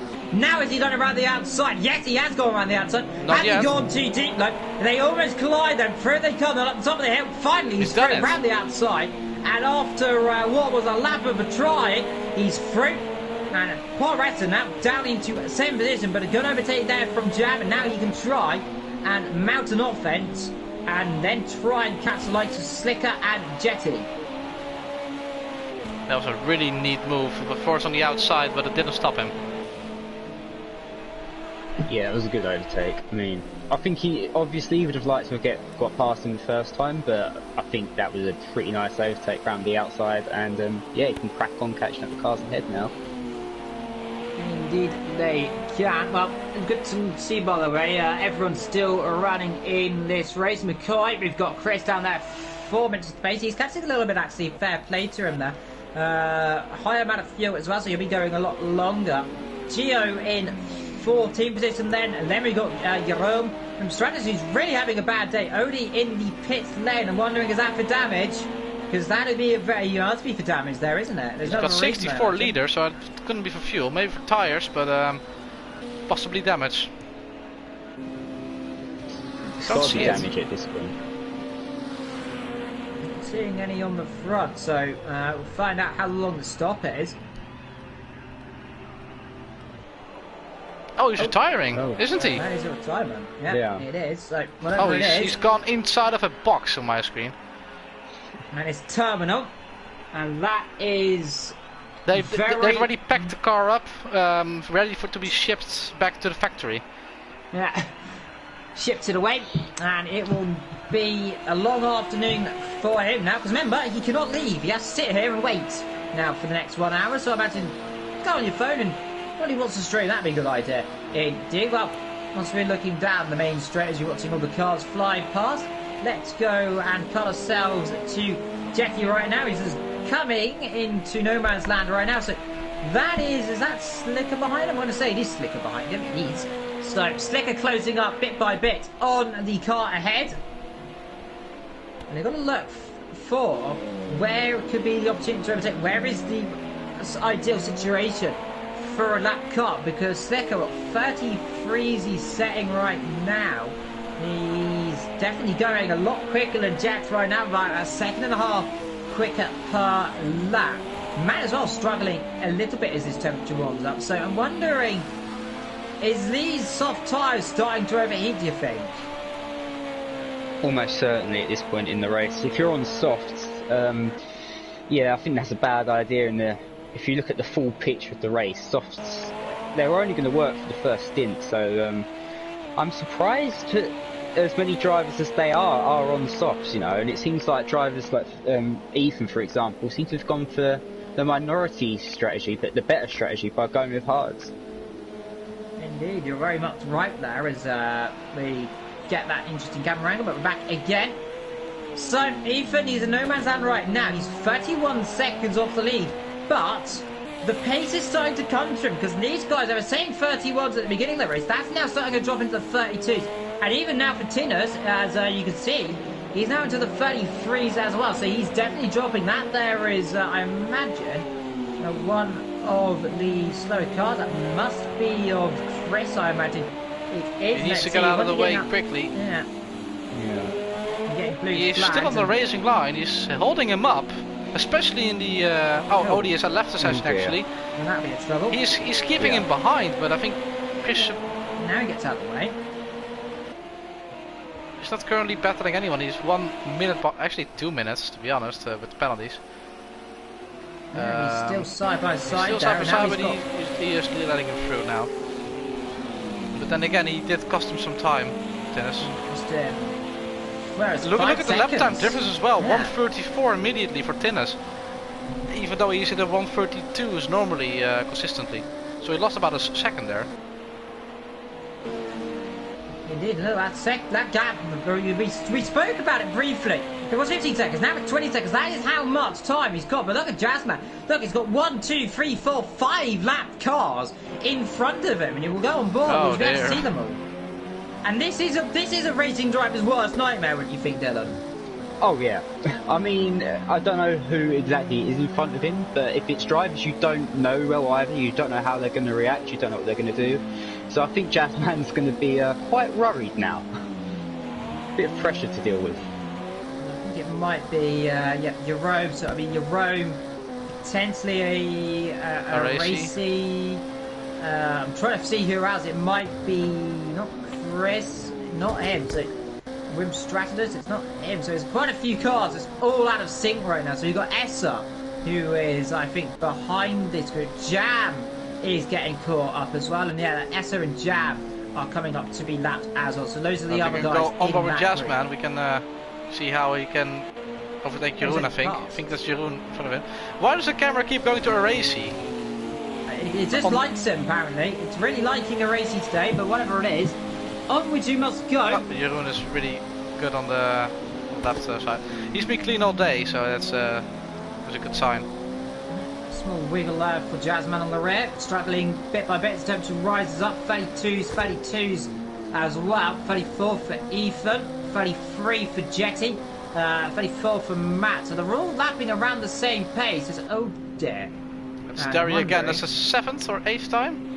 That's damn it. The car pulling so much. And can you see it on the standings page? No, we cannot see if he's only at the end of the race then. Yeah, if we're going to at the end, we'll see how many times he's been in. It's got to be a good guess how many pits he's got. Oh, he's missed his pit box, hasn't he? He's overshot it. No, he didn't. He went in the wrong one. He went in the wrong pit box, and that has got to be very embarrassing indeed. I don't think I've seen that for a long, long time. Someone going in the wrong pit box, and did that. Well, you can enable. You can enable a small arrow where it shows what pit box you have to go, but I don't think he's got it enabled. Yeah, because it's so hard to see on this game, so I'm surprised he doesn't have that enabled. Indeed, well on board with Ethan we go then. He's got a Jet behind him. Jet's closing up on him as well, by the way. Look, he's what? 133 to 134, so 1 second. seconds. 1 second past the last lap. The gap is now 5.3. He can still catch him. This has been an impressive thing for Jetty, or Jetski as I called him earlier on. And Jetty. Jetski and Jet. But look, again, another 4 or 5 attempts out of him. So he's got pace, he's got momentum right now, and for these newcomers, he's probably one of the top guys out of all these new drivers that have really showed themselves up right now. Yeah, it does appear though, but I want to think back to his pit stop. Now, we think he changed tyres. Now, I do wonder maybe if he changed from soft tyres to hard tyres. And if he did, that's a very brave strategy, because of course changing tyres loses you a lot of time. And I think that's why he's closing on Ethan, because he was pulling away while he was still in softs, and now he's closing in after the pit stop when the soft tyres have fallen away. So he must surely be on hards now. Yeah, I imagine you are right there, but that's Matt getting past him. Stratus. That's Jan closing up as well. Jan's been closing up bit by bit in these last couple of race laps as well. Gap's closed down from what was about 15 seconds earlier on, or about 9 seconds I think it ended up being. Now down to what is a matter of 0 seconds as we have a look at Matt coming through the corner. There is Matt coming through the corner this time. As he changed his livery, to be fair, and I'll let him off because last season he was driving in Aracy's livery, and Aracy is now, where is Aracy? 11th. 11th. So yeah, it was the same livery he ran last season as Slicker in the pits. That's for fuel. That's a very low 0.4 fuel. And he'll, depends where his pit box is, he's just going to have enough, I imagine. It's first stop. Good maths. Just a small question, out of context. On the speedometer on the right, is the 11 green? No, it's red. Oh, for me it's green. I don't think it's supposed to be green. So some things are different, eh? Well, ours is red, yours is green today. Racing, meanwhile, he's just gone off the road, I imagine, there. It looked very much like he was struggling at the rear. And the Italian car, the Mexican car, is going well in 12th position. You got it right this time. It's not Italian, it's Mexican. Yeah, didn't mean to say that, but yeah, Matt's Jam closing up. Esser further back right now, he's going a lot slower. In the pit lane is Slicker still, in the background there is his teammate Gia down in 13th, and then we still got Chris in 14th, and down the back, of course, unfortunately, is poor old McCoy, whose car is looking more battered than a fish. Looks like a cobweb pattern on the front. Yeah, it's a very interesting pattern on the front of the car, but 40 laps into this race, with just over an hour to go, so it should be around about 76 laps by the time we get to the end of it. Jazzman, gap has come down. The video I mentioned earlier on about Jazzman being almost bulletproof. Last lap time, 1:29.2. So, He must have made a mistake may somewhere. be strong, Yes. but 7 it's seconds not difference. bulletproof. Yeah, and I'm wondering, he must have spun the car. Maybe Well, he's some traffic. Yeah, he's been behind a lot of traffic, so he's either spun or he's been very held up. Also look at the gap between Tinnis. It was 20 seconds, it's now 13. It's not over yet. If he's got an issue, we'll find out now at the end of this lap.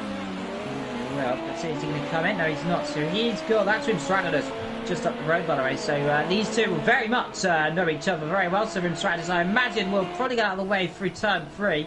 He's due into the pits 42 again. in a couple of laps as well. See what Tinnis' lap is.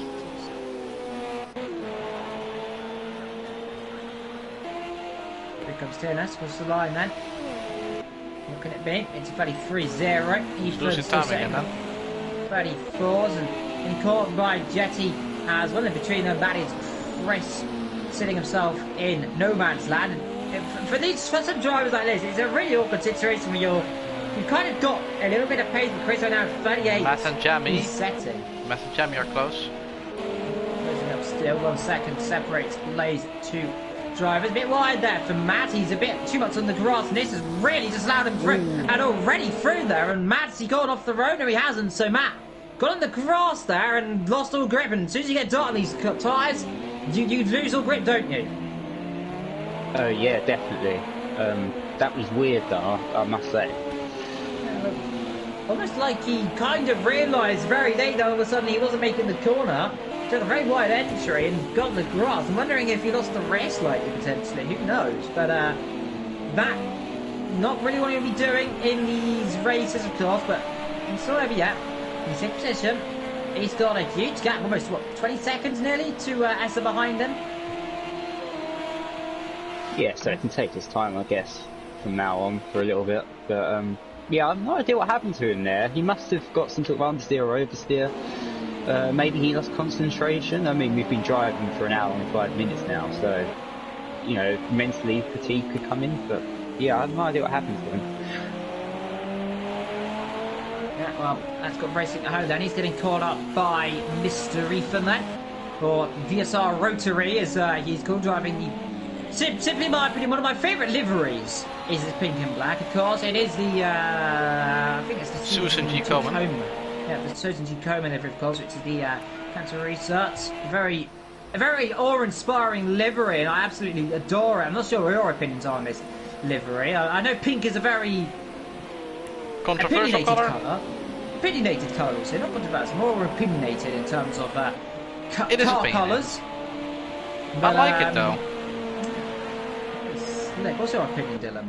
I think it's a nice livery, stands out, it's for a good cause, so I don't think you really can criticise it from that point of view.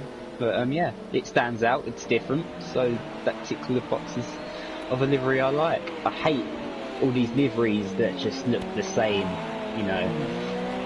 You see it a lot in Formula E, just loads of cars that are white, red, black, or blue and black. So it's very nice to actually see a livery that stands out for once. Yeah, even though he's still trying to close up, he's flashing his lights ever so slightly, and I imagine he's getting frustrated. Meanwhile, Aracy, he's closing up a little bit on your own. Wim Stratus is in for his pit stop. He's only got 1.4 litres. That's a fuel, surely. He's very much out of sync than the rest of the field, so he's going to have to come in, what's about 40 I think minutes, Jeroen and Aracy are pretty close together as well. Yeah, they were. We just saw them there going down the straight, so... I think Wim Stratus is in a bit of trouble here right now, because he won't be able to go to the end of this race, I do not think, on this set of fuel. I think it lasts about 40 minutes, so he's going to be having to do a splash and dash right at the end. Jetty really is closing up on you from right now, isn't he?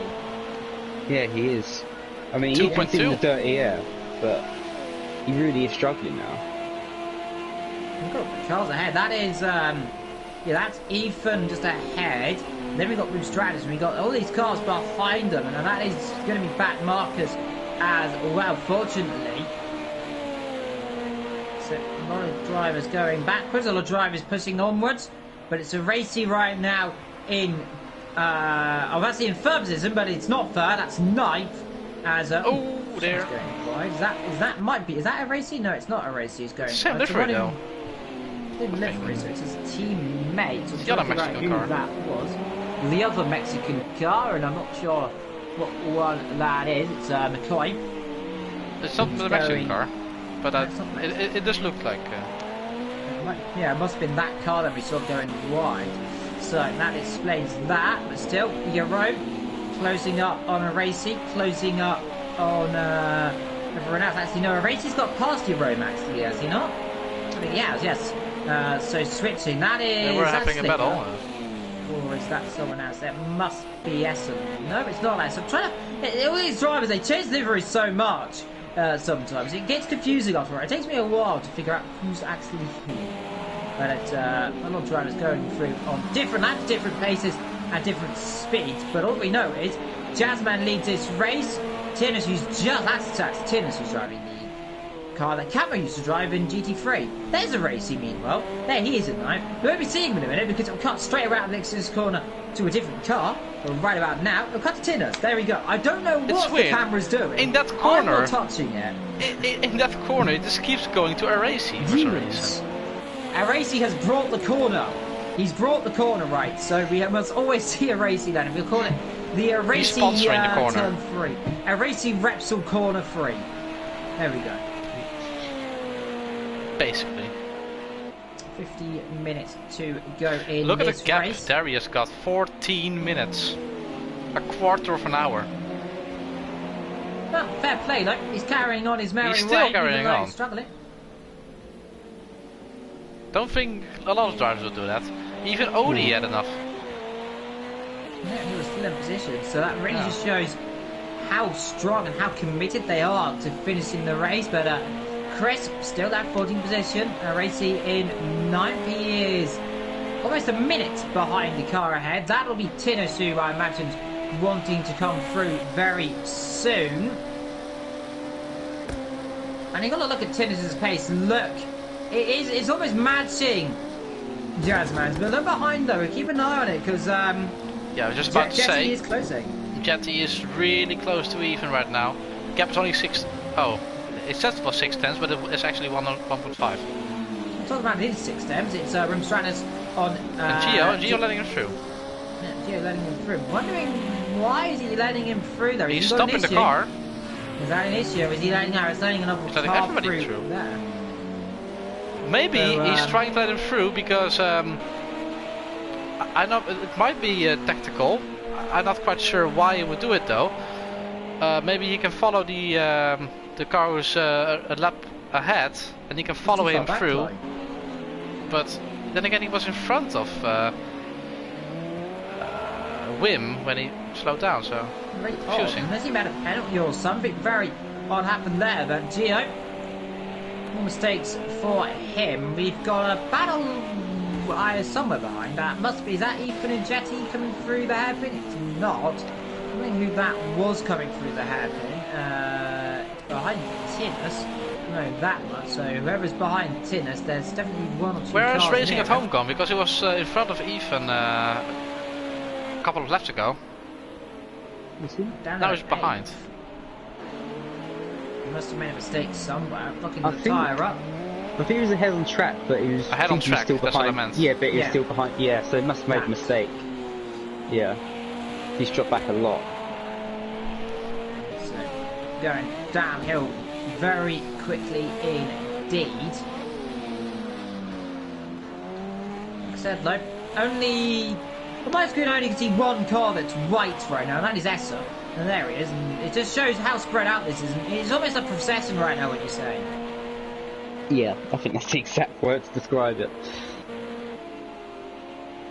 Well, Jazzman still leads this race. We've got 2 cars up the road. That lap might be, I'm going to say, 2 cars. That's all I can say. Is that Derry? That's Derry, I think. Well, Derry. yeah, I think it is. Is it Derry? He's Derry.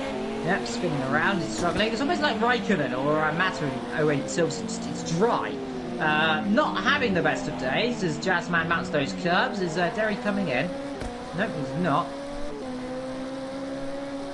And so he doesn't look like he's got any confidence in the car whatsoever. And I'm wondering, If you take a look at Jetty and Rotary, I think they're falling back to each other again. And it's also really busy in the slow section for sector 3. It's about 4 cars. this is Tinus, and this is the big bunch of cars I was speaking about. Oh, he's got earlier on. damage. Tinus got damage. He's hit He has, something. he's coming in. I was just about to say, I noticed the gap had doubled, and yeah, so he's gone off somewhere.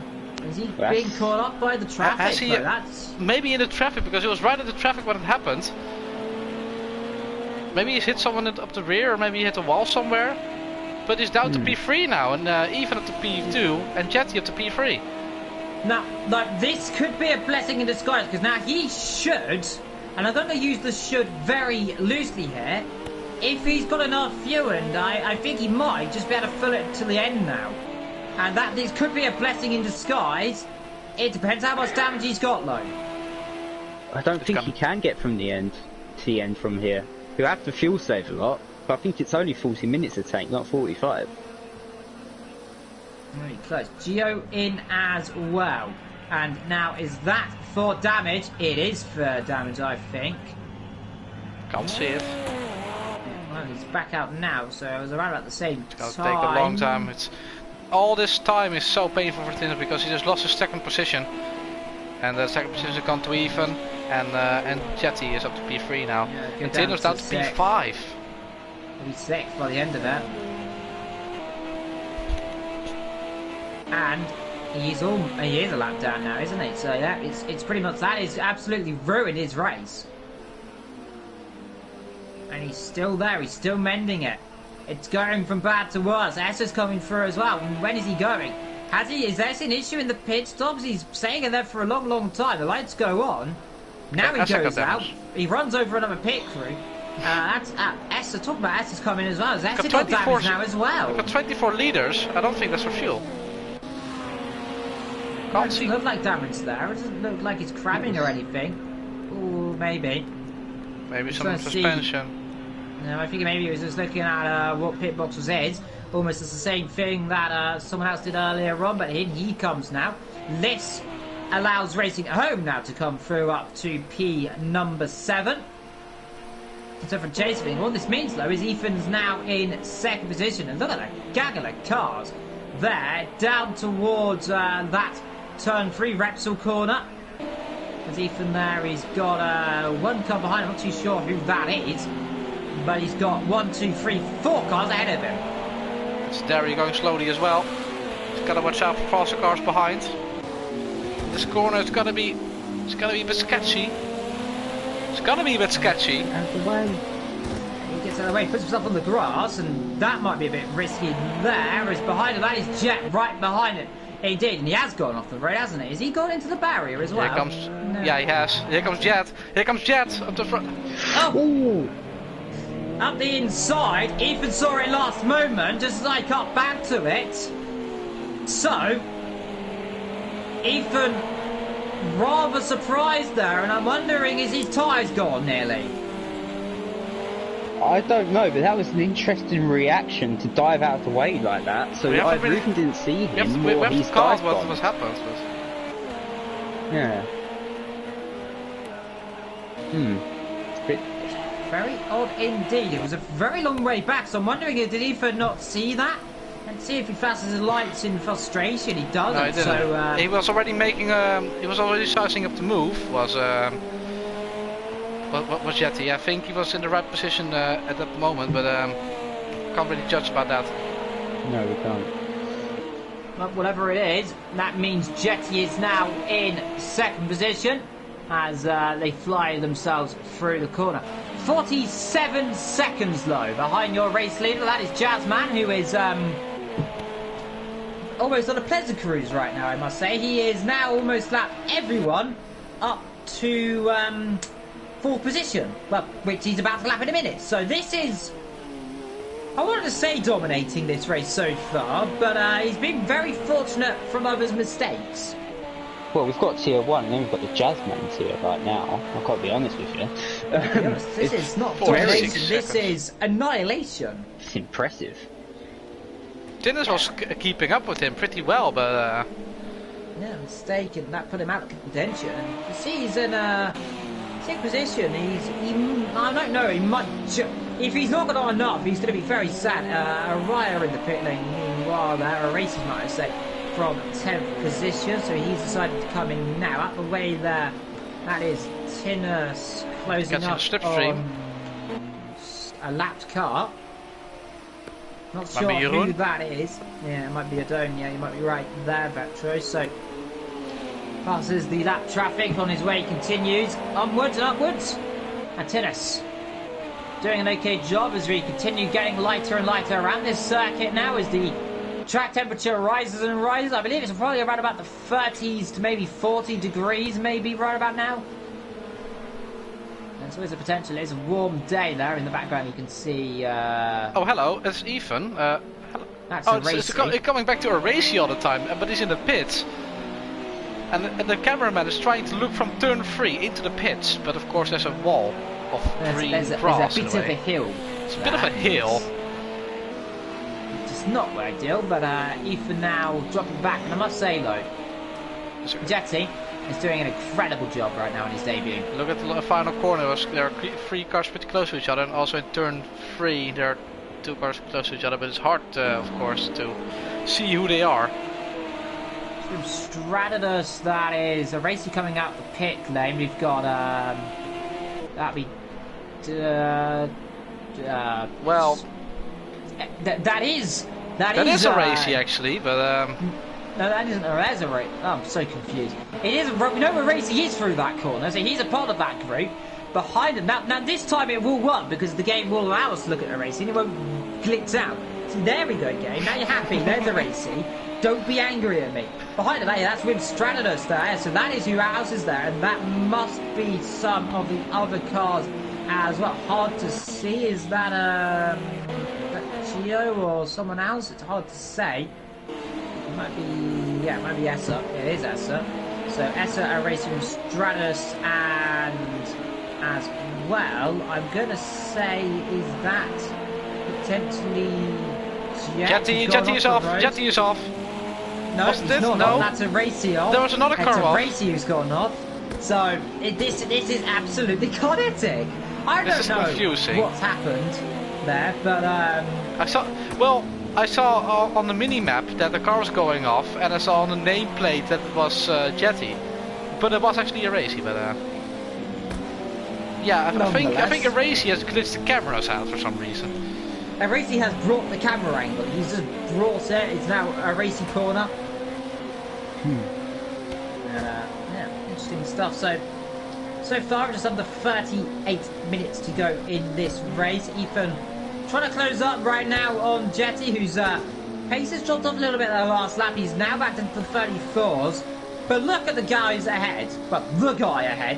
1 minute 31.5, 1 minute 34.3. The nearest car to him is Tinner's, who's setting right now as he crosses the line. Is it going to be into the 133 and 133.5? He is 2 seconds a lap quicker than everybody else in the entire field. That's and I won't incredible. lie, he's also 17 seconds quicker than McCoy. It might have to do with tires. I think he's on the soft tires and Dennis might be on the hards. There's a possibility. Oh, there's a car off there. Was that Essa? And there he is. Well, oh dear. Oh dear. Come on, there we go. Catch it back. He's really struggling, and you can tell when a driver's not at one with the car, can't you, when they're struggling this badly? And, well, it says a lot more when they are 17 minutes off the pace. And like I said, I feel sorry for them. And, I think they might have to get some pet talks after this, I fear. At least he's carrying on. He's carrying on. I like commitment. You can't. I think he's getting some brownie points there for the commitment. You know. Oh, there. What? Oh, there. That's someone else up as well. One of the black cars. Don't know who that was. Is that Gio? It is Gio. Yeah, that's Gio. Gio going off. And is that Slicker or is that Tinnis? Right, it's fair game. Is it Tinnis? It's Tinnis. It's no, not it is Slicker. It's Slicker. well, I was close enough because they are right next to each other. So, 1.5 points for Evil Dragon. And 4 points for just everyone else. Half. That's nice. Just half. Half a point. A racy in the background. Let's see if everything goes. Or was that Derry? No, that was Derry. Never mind. Derry in the background, and he's got lapped there by someone. Is it Matt? Or is it Matt? I'm gonna say it's Matt. Confusement all around. Someone? Who is it? Who's that? I don't know. Well, Slicker is. The racy. Where is this going? Slightly match trick here. Sort out your basically, the only thing that's going on track right now are the cameras having a fit. The cameraman is having a good day at the office. In comes Jab, and that's for fuel. Yeah, that was to the end of the race. I imagine Jazzman's coming in next lap. That is side by side with someone. That'd be Chris. Is that Chris? Yeah, that's Chris. Yeah, Chris there through turn 1 behind Mr. Jazzman, who's so far up into first position, as now we change to our favourite sponsor of the race. It is a Racy, who is, if I'm not mistaken, coming through the last corner. So we know where Racy is at all times. Jam, let's see where he's going to come out of all this. He's only just got to his pit box now. Long field, he's 75. I mean, about 6. I imagine 60 litres. I think he'll put in the car, maybe a little bit more, 65 litres, and he should go to the end of the race. 67. I'd be very surprised if he went full fuel. Yep, so 67. He's just waiting for the tyres to go in. Got himself down. He's in the 6th position. The tyres look really shiny. Yeah, they do, and away he goes in jumping fashion. You can just see how quick he jumps up though. And we'll just have a check, by the way, because that, if he's no one's got a penalties, yeah, Matt's got a 10 seconds. He's been in the pit lane. Chris has got 10. Derry McCoy's got 10. And well, I mean, Chris the got one 1 who minute. didn't retire got 1 minute and 10.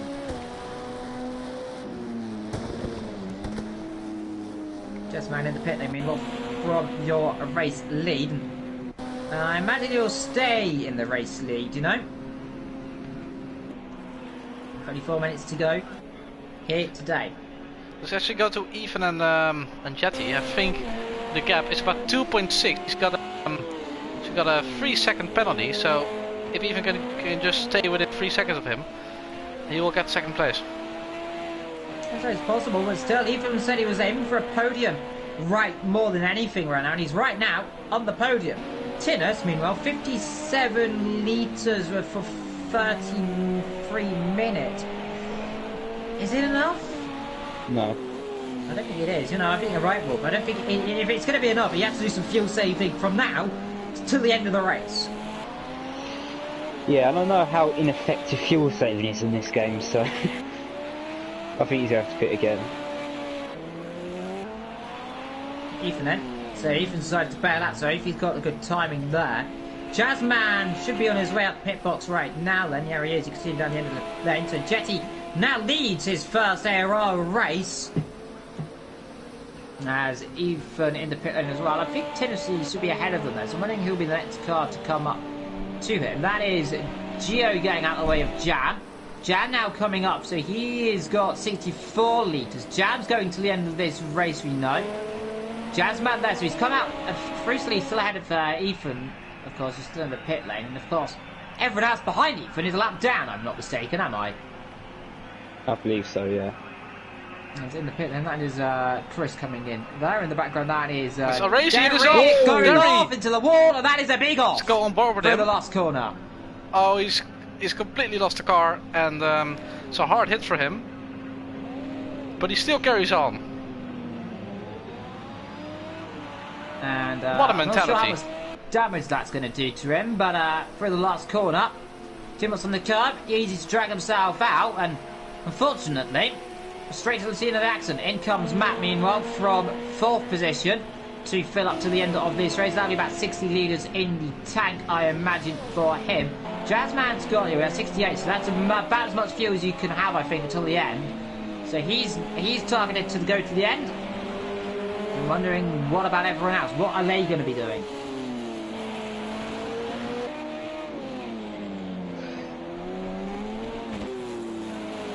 So, 30 minutes to go then. Our final stops all but done, apart from a few who are yet to come in, like Jet as well. We've got Tinners who's a lap down. That just shows you how good these top three have been. And even though really it's not just been the top three, it's just been Jazzman, because he's a minute. 1 whole minute, I'm just going to say literally a minute, 1 minute, 2 seconds free, because Ethan's gone off the road! Ethan's gone off. And he's damaged the car, that's the front end's gone. I think he's got damage there, surely he has. Let's see, is he moving, has he got damage? Timmons is right behind him as well. He's a lap down. Is he a lap down? I don't think he is. No, he's not. He's 2 seconds behind, so... Has he got damage? That's cost him the podium, potentially. Is that damage? It is damage. That's damage. Front left suspension, or front right suspension, left suspension. He's going off the road. He's letting Tinners through, and it was looking like a podium. I had to say he was on set for a podium, and now, again, it's gone from bad to worse. Oh, the cone gets flung up there very suddenly. Who's that going through? I'm wondering through the cones. But Ethan's got trouble. Turn 3, got too much on the curb, land to, well, turn 3 and 4 on the curb, spun the car. And that is going to be into the pit lane. That surely is going to be very big trouble. Jetty is also in. Who's going to come out in front? I'm afraid, I think Jetty will come out in front because that's a whole lap. He hasn't got penalties. But he hasn't got damage, I should say. The Jazzman now is the only driver, apart from Jet, on the lead lap. Because look, I'm pretty certain, unless I'm mistaken, we'll go to the timings if we can. I mean, I might say the maps. Yes, look. Yeah, so top. So yeah, look at it. 57, 56, 56. So he is the only one right now on the lead lap. Is Jet, yeah, and I think. Yeah, but Jetty hasn't passed the finish line yet, so. Yeah, so yeah, it's there we go. Now it'll time into its fix. So yeah, he is, I believe, the only other one on the same lap, because I think Tinnis is, if he's just on the bubble of being on the lap side of it, I think he might just be away. Jam as well is getting caught by, I think the next car to catch him would be Mr. Jazzman, if I'm not mistaken. No, Jazzman's already up there, so it just shows how strong either way. This man is dominating this race.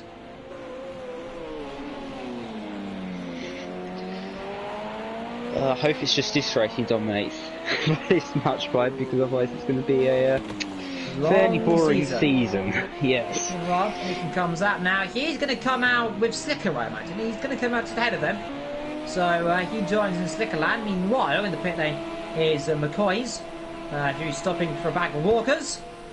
And for the 7th or 8th time today, in that pit lane. I think he spent more time in the pit lane almost than he has been on the circuit. At the end of the race, we'll see how many pit stops he's got. I'm guessing 8th.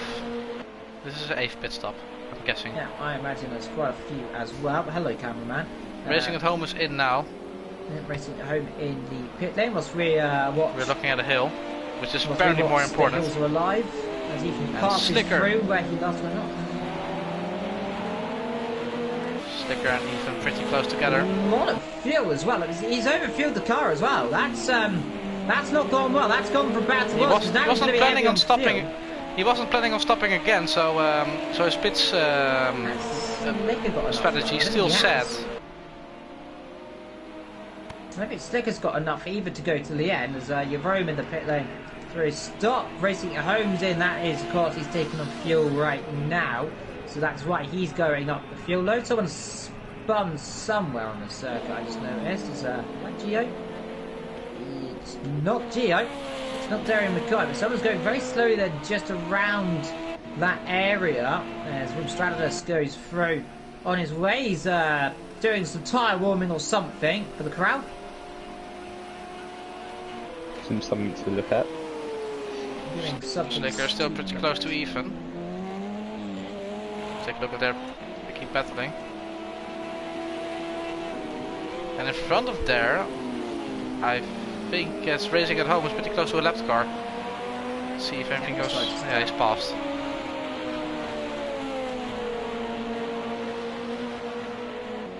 Doing this quickly, so to hold on over that.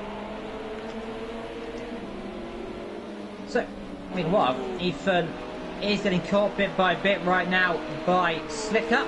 The gap now 1 second. Remember though, Slicker, I still think he's due for another stop. 22 liters is going to be really tight. I don't think he's going to make it. I don't think he is. I think you're right. He's not going to make it. Yeah, and ahead of that is Racing at Home, who's just ahead of. I'm going to say that's no, because Derry's in for the 9th time in this race. I'm saying, yeah, I don't know, 9th or 10th? I think it's the 9th. I'm gonna say without doubt that's the 9th time. I'm gonna spice things up and I'm gonna say this is his 8th. Let's see who's right at the end. I think it's 10th actually. Well, we're gonna have a battle. Gonna have a battle. Dear, that's gone in the wall heavily. That's even more heavy than the last time he went off. I don't know how he hasn't lost a tyre somehow in this race either. So fair enough, he's carrying on. As in the background, that is Racy trying to lap or trying to pass someone. Trying to unlap. Oh dear. I think it's trying to unlap actually. Racing at Home? He's trying to unlap himself. Because on the map it's a blue dot. A race is a blue dot and Racing at Home is a red dot for a racy, so he's trying to unlap himself.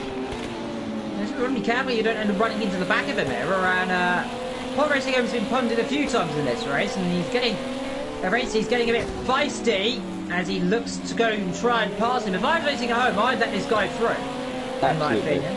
Because there's no point battling a lap car, because you know what can happen, especially if he goes wide, and then all of a sudden we end up having a car straight through the side pod, and he's decided to back off of that one very quickly, and then runs himself out of no man's land. But also, when a racer does overtake him, he needs to get a big enough gap so that he doesn't have to let him through again, because of course he is a lapped car. And also, Slicker is in the meantime, so we were right about one thing. He will not be able to get to the end on 20 liters. And he will be overtaken by possibly Wim and possibly also a race. Close. Be close. We won't be close enough. 53 liters, so he's got plenty of fuel to the end. I've been disconnected. Oh dear. Oh dear. Oh dear. And see if you can rejoin us if what. But Derry McCoy has gone spinneroonie, and this is a not nice place to be spun. Do hold on briefly whilst we bring you live radio broadcasts here from the circuit de Barcelona Catalunya. Try to rejoin.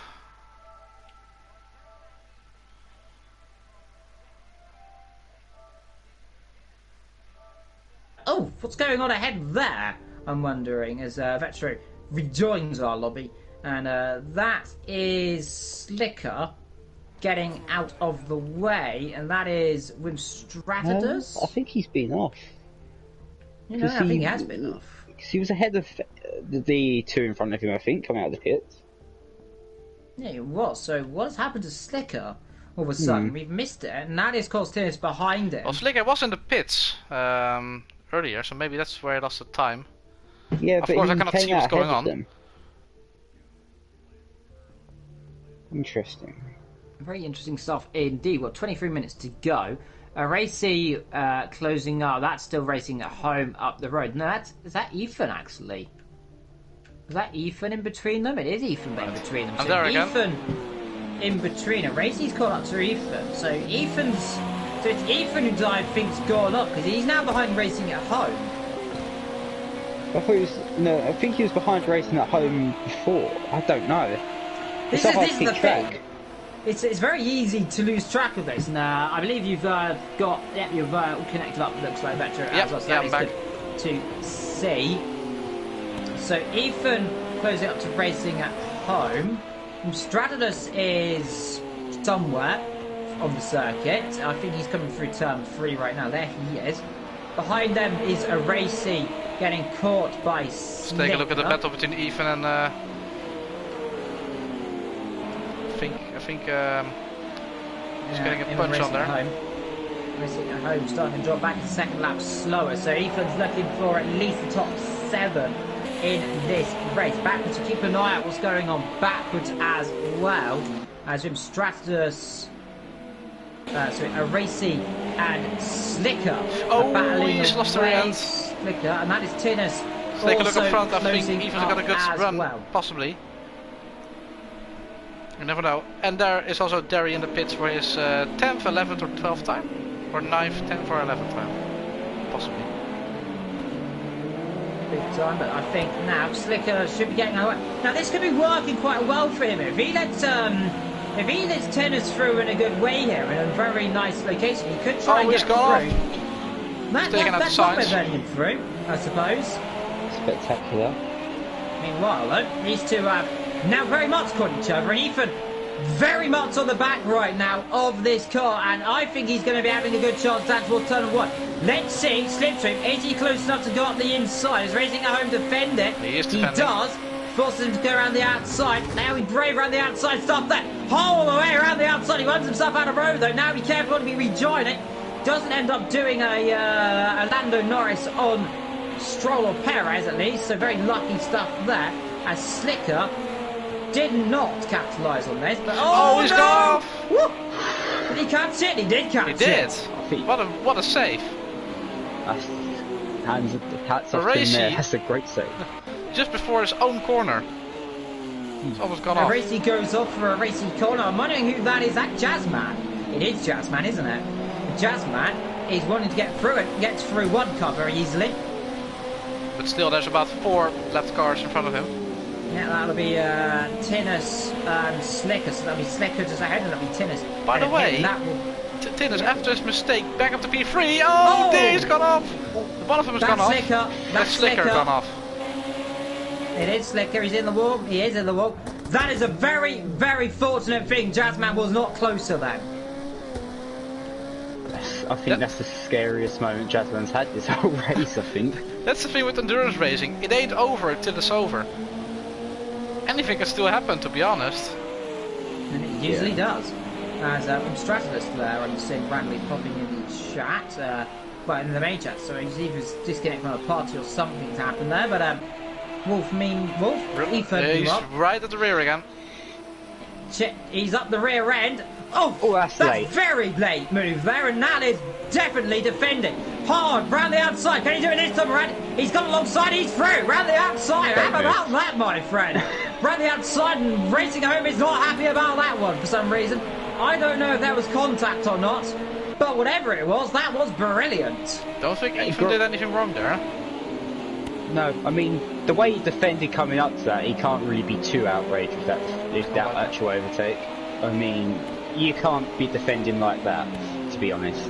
Might have been letting one of the other cars through. It's Jazzman kind of stuck right now behind everyone else. He's catching up, and it's almost this really weird concertina effect. We've got a lap car in between two lap cars, really.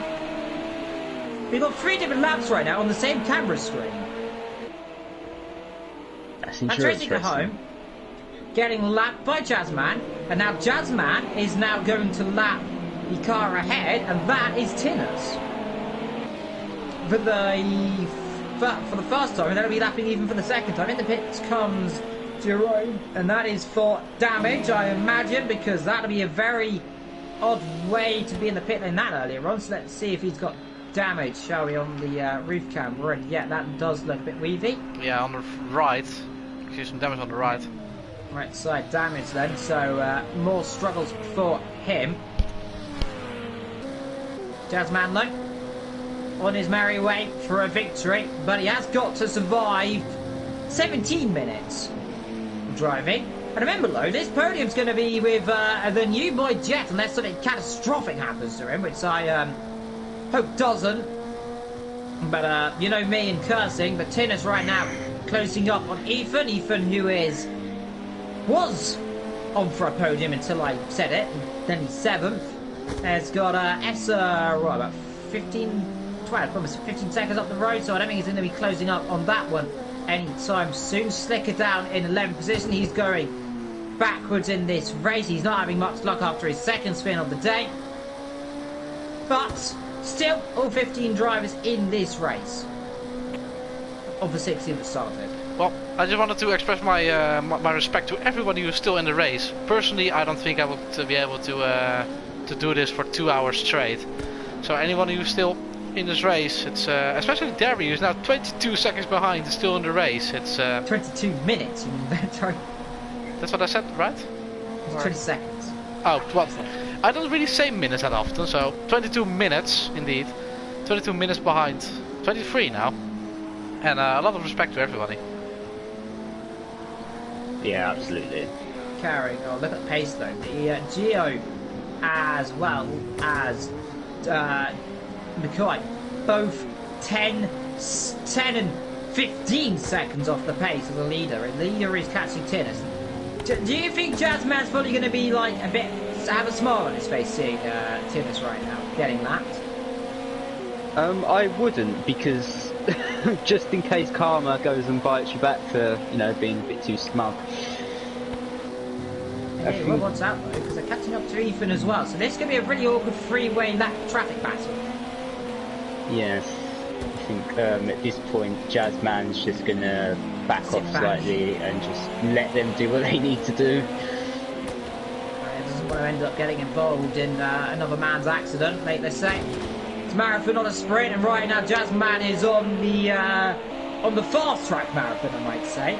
Oh, big smoke's trail in the background there. I'm not sure if someone went off there, or was that just a trick of the eye? No, it's a trick of the eye, and the mini app has gone off. But big puff of smoke, and there we go, laps Tinnis. Tinnis gets well out of the way.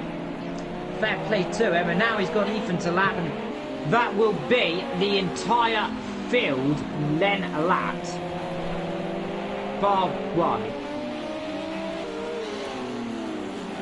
Which is incredible. It's an incredible race. Remember that Tinnis spun and hit the wall. We don't know what happened to him, but he had issues. Ethan had issues as well. He would have been second. There is one car going slow. That's Geo going slowly down the main straight. As that is 4 different cars on 4 different laps, by the way, in the same camera shot just then. That's endurance racing for you.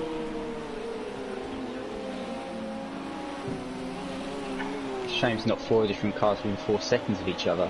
Yeah, it's not been well. Down the back, getting caught still. The 148 this lap, and I just want to curious to see, is he spinning? Where's the mistakes happening from him? He just doesn't look comfortable. I just don't think he's very confident in the car. But like I say, he stayed out there, and you know he will be learning something.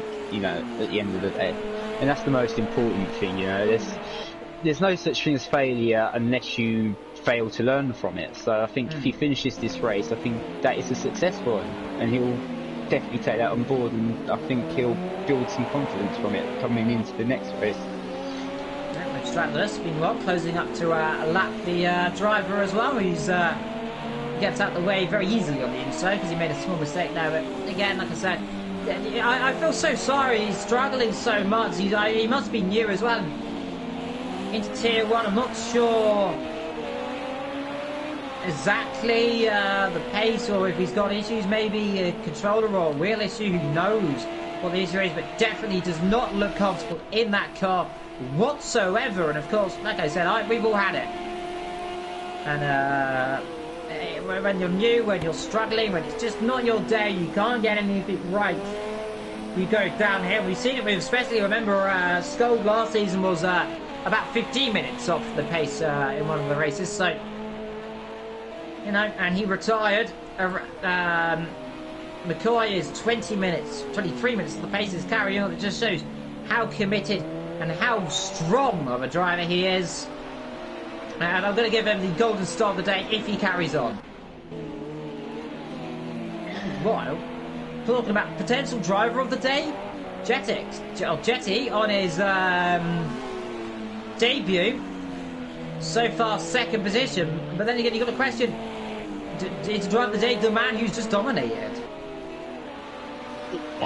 It's easy to say that, but like I say, Jetty's his first race as well, so I think I would be tempted to give it to him. Although Jazzman also deserves it, so I don't know. I think it's a tie. Well. Because Jam, he's come through the back of the grid, he's spun that one, not damage, I believe, as well. And he's got fourth right now, and he's, to be fair, he's catching Tinus a little bit there. He's got one lap car ahead of him, that is of Racing at Home, or RAH. I'm going to try to say it. I don't know how that sounds. It's difficult to say RAH then, but Rat is getting out of the way, and Rat does get out of the way, and straight through that. Oh, someone's in the wall. Was there someone off there? Who was that? There was someone else. Was that Derry. Yeah. Is he up for a second? For his next pit stop? 11th? Derry carrying on. 10 minutes to go. 24 minutes off the pace, and in that time I could almost cook myself dinner in that time, but no, eat it. Never mind. Yeah, potentially eat it as well. Depends what I'm eating as well. But Jam, I've got to say, he's doing an impressive job. Matt in 5th, Essa Rotor Mountain in 7th position. Aracy there in 10th position. I just saw Racing at Home in between them. From Stratus in 9th, Aracy in 10th, Slicker in 11th. Somewhere, someone's gone off the road there. The background. Is that a racing? Who's that who's gone in the gravel? I don't think it's... I didn't see it. Lad, just trying to see who it is. That, yeah, it's McCoy. I saw in the gravel track there. As the gap's now 23 minutes and 59 seconds. With 10 minutes to go in this race, Jazzman. Well, right now, he's kind of got just all right, just to back off maybe a second a lap. Just take it cool, take it calm. Don't throw it away. You've got everything in your ballpark. Yeah, I mean, you can do that, and, you know, it's very easy up here to say to do that. I know there's a lot of drivers out there that when they start to back off, they just lose concentration and they make mistakes. So maybe... Remember the centre. Yeah, so maybe it is the best thing for him to carry on. I mean, who knows? Only Jazzman knows Jazzman, so I think he's going to carry on pushing, knowing Jazzman is that he doesn't slow down. Slow down. What? I've been disconnected once again. As our commentator streamer is having some technical lobby issues. The second time I'm disconnected. It's normally never happening. So because I'm streaming this time. I'm not too sure why that's happening, but nonetheless, we'll keep going.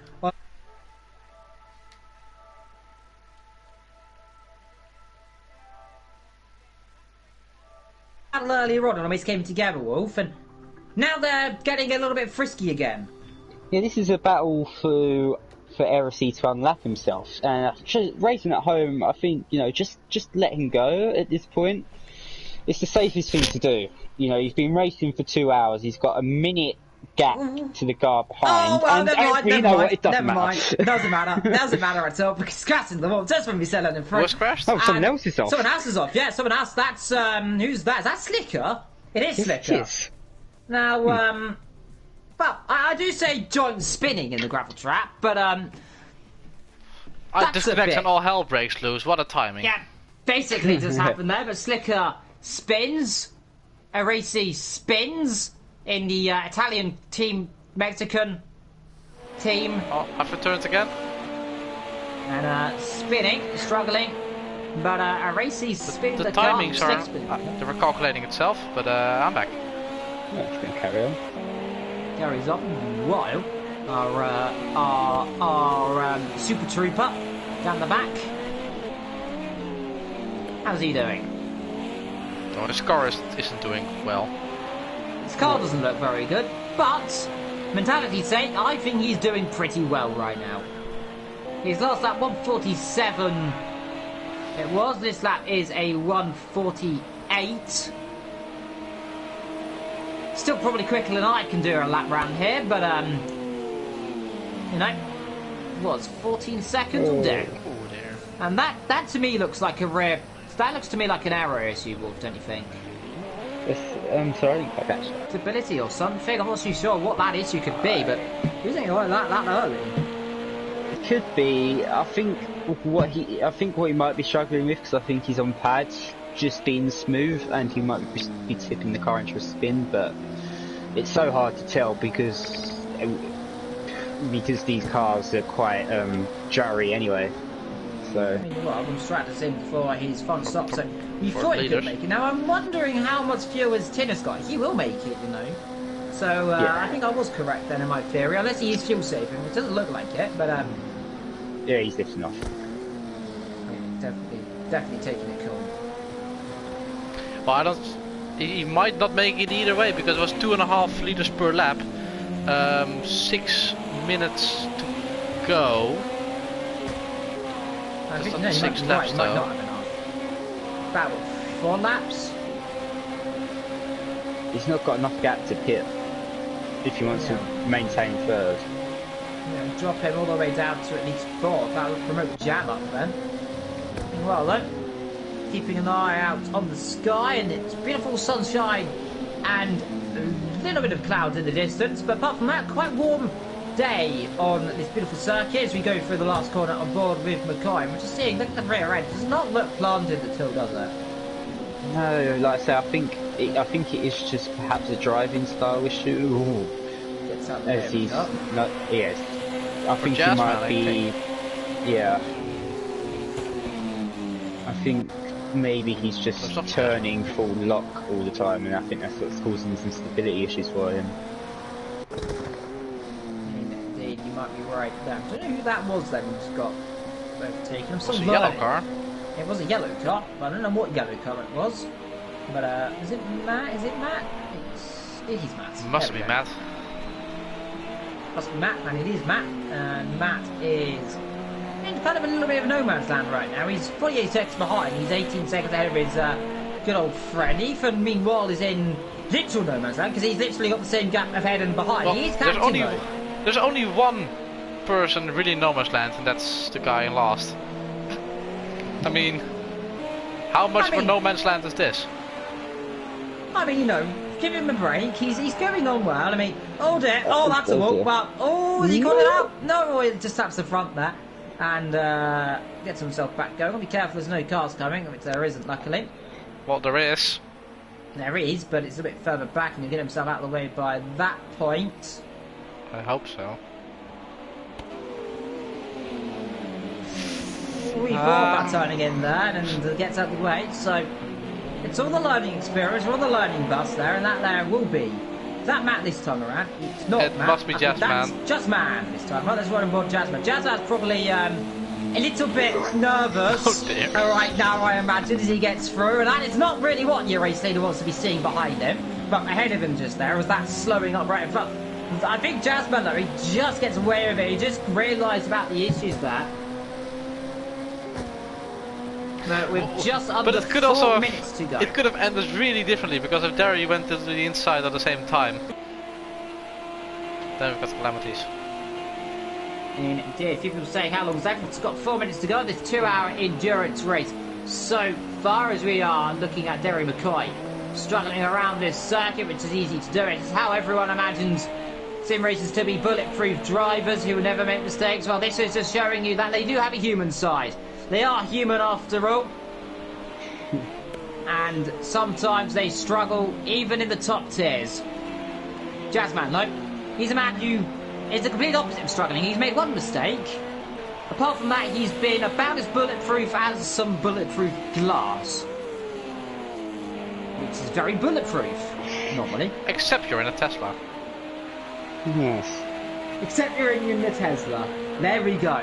Jazzman is a Tesla. It's normally bulletproof, but will it make a mistake? Yeah, I was kind of referencing the glass in the Tesla. Yeah, I get you. It's okay It's a long as I'm Tesla watching window. the stream. Elon Musk's going to get angry at you back. Sorry about that. Nevertheless, carrying on, is Jazzman laps yet another car, and really right now, the only other car he's got to lap is Jet. Well, that's not going to happen, is it? 2 minutes to go. I think he's his best 2 laps to go. His Tinner's got enough fuel. He's got plenty of enough fuel to carry on to the end of the race. Remember, he's also 2 laps down, so he'll be saving fuel by doing this as well. So we know, all in all, he's actually going to save more fuel than he needs. Ethan's gone way overboard with the amount of fuel he needs. He's got Racing at Home, who's dropping back a little bit right now. It's still 6 seconds, so I think if he's gone off that last lap, let's see, it's been about 1 minute 40. He's got 1 minute 44, so he has gone off and made a mistake. Racing at Home's got another 10 seconds. As he improves that fast lap by a bit. Yeah, and a new fast lap for him as well. Gio in 14th also got position. damage. It's got damage at the front. Yeah, he took damage from earlier Front on. right. That's Judge is ahead of him there, and then I think just ahead of them is Chris's whole gaggle of cars. 1, 2, 3, 4 of them I think behind this got. So a lot of left. That's racy involved, and I'm trying to see who the other car is. A little bit hard to see. It might well be, I'm going to say it's Jet. It is Jet. So he is in the middle of about 16 million cars. We have just 1 minute to go of this 2-hour race, and Jazzman very much is now going to start the final lap. As one car gets well out of the way. Doesn't want to do another lap. Yeah. Struggling, but everyone just really good to stand and applaud. Unless Jazzman has a simply catastrophic last lap, or something breaks or something goes wrong, this has got to be a race of not just a nutrition, but a race of a race of attrition. Oh, the car's gone off behind. There's another car off in turn 3. It's a racy, isn't it? Is it a racy? It's definitely a racy. Yeah, it's got it. Oh, he's lost the rear. Lost the rear end. And well, he should be able to get himself across the line. Still in an 11th position. Gotta watch out for other cars though, because they're still racing. So he was behind. Must be jammy. Yeah, must be jam. It is. Who gets out of the way?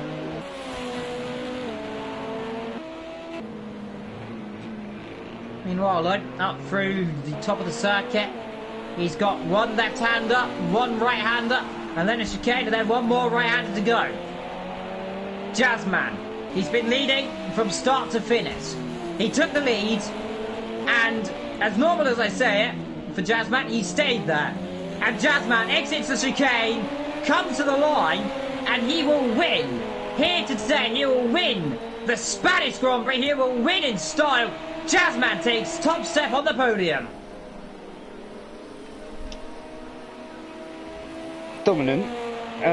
That's one of the best races I think I've ever seen by someone in AOR. He's really not put a foot wrong, and to win by the margin he has, he's lapped everyone up until second. Yeah. Yeah, that's amazing. Absolutely amazing. Going for the rest of the field to come through. Ethan, who was in second for such a long time, he'll finish down in 7th position. Racing it up, close the gap to 2 seconds at the end. Did. And I don't think Ethan's going to be very impressed with that car. Someone's going off the background. Is that That's Demacoy? Derry. Derry finishes the race. Oh dear, there's a car off, and there's a Racy. And Racy has blown it there at the line, and he's still, despite having now what I could only describe as a crap, he's still going to get 11th. Crap. He's been driving more sideways than straight. Behind them we've got Chris, Jerry and Gio down there in 13th, 12th and 14th in no specific order there of numbers. Derry, who's rather parked the car as Ethan slivers up the rear end. Or was that Wim Strategist? I think that's Wim. That's Wim. It's Wim. Yeah. Ethan's parked it. He's finished the race. That's a lot of respect. That deserves a lot of respect. Yeah, I know. Right now we're waiting for one driver. And the red garage door is back.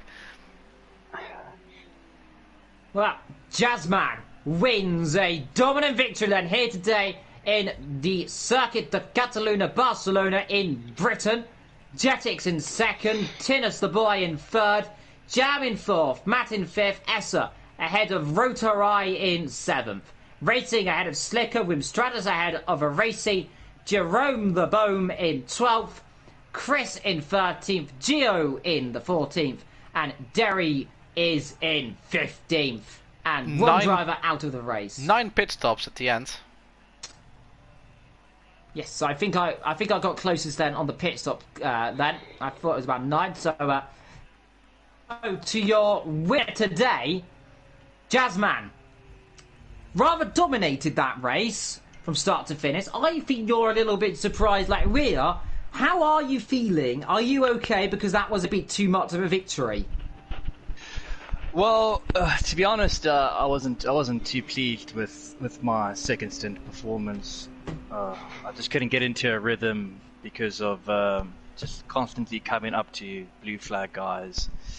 So, and then I made a spin. So, I mean, overall it was a good day. Look, it's a win. I'm gonna take it. But you know, as a performance, I think I could have done. I still can do a lot better. So, still a lot to work on for me. Indeed. Well, from you, we'll move down to probably my driver of the day, joint with Jazzman. It is Jetty. First podium in AOR. First race in the top tier. How are you feeling? Hi. Wow, my first race with you and with the AOR, and it was not so boring at the beginning, but yeah, it was unexpected. But I don't know what happened to Tinus, but I think it was a very good race. It was your first podium as well, so congratulations to you. Tinus, down to you. What happened there? Because we saw you had damage around about the second stint, but we didn't see exactly what caused the issue. But take us through the incident and your race. Well, first of all, I was not really sure to race tonight because I was not feeling that well. During the practice before the race, I said to Jasmine, well, if this goes good, I race tonight, otherwise I'm not racing. So it was just for me to bring the car home for the team championship, that's all. In the spin it was the Brandon Hartley corner, don't know the number. Turn 9. Yep. The car got loose at the back, tried to correct it, but went straight into the wall. Got a lot of damage as a result. Yeah, from there on it was really close to the pit stop time, so I went in and saw I got 13 laps of fuel, 13 liters to finish the race.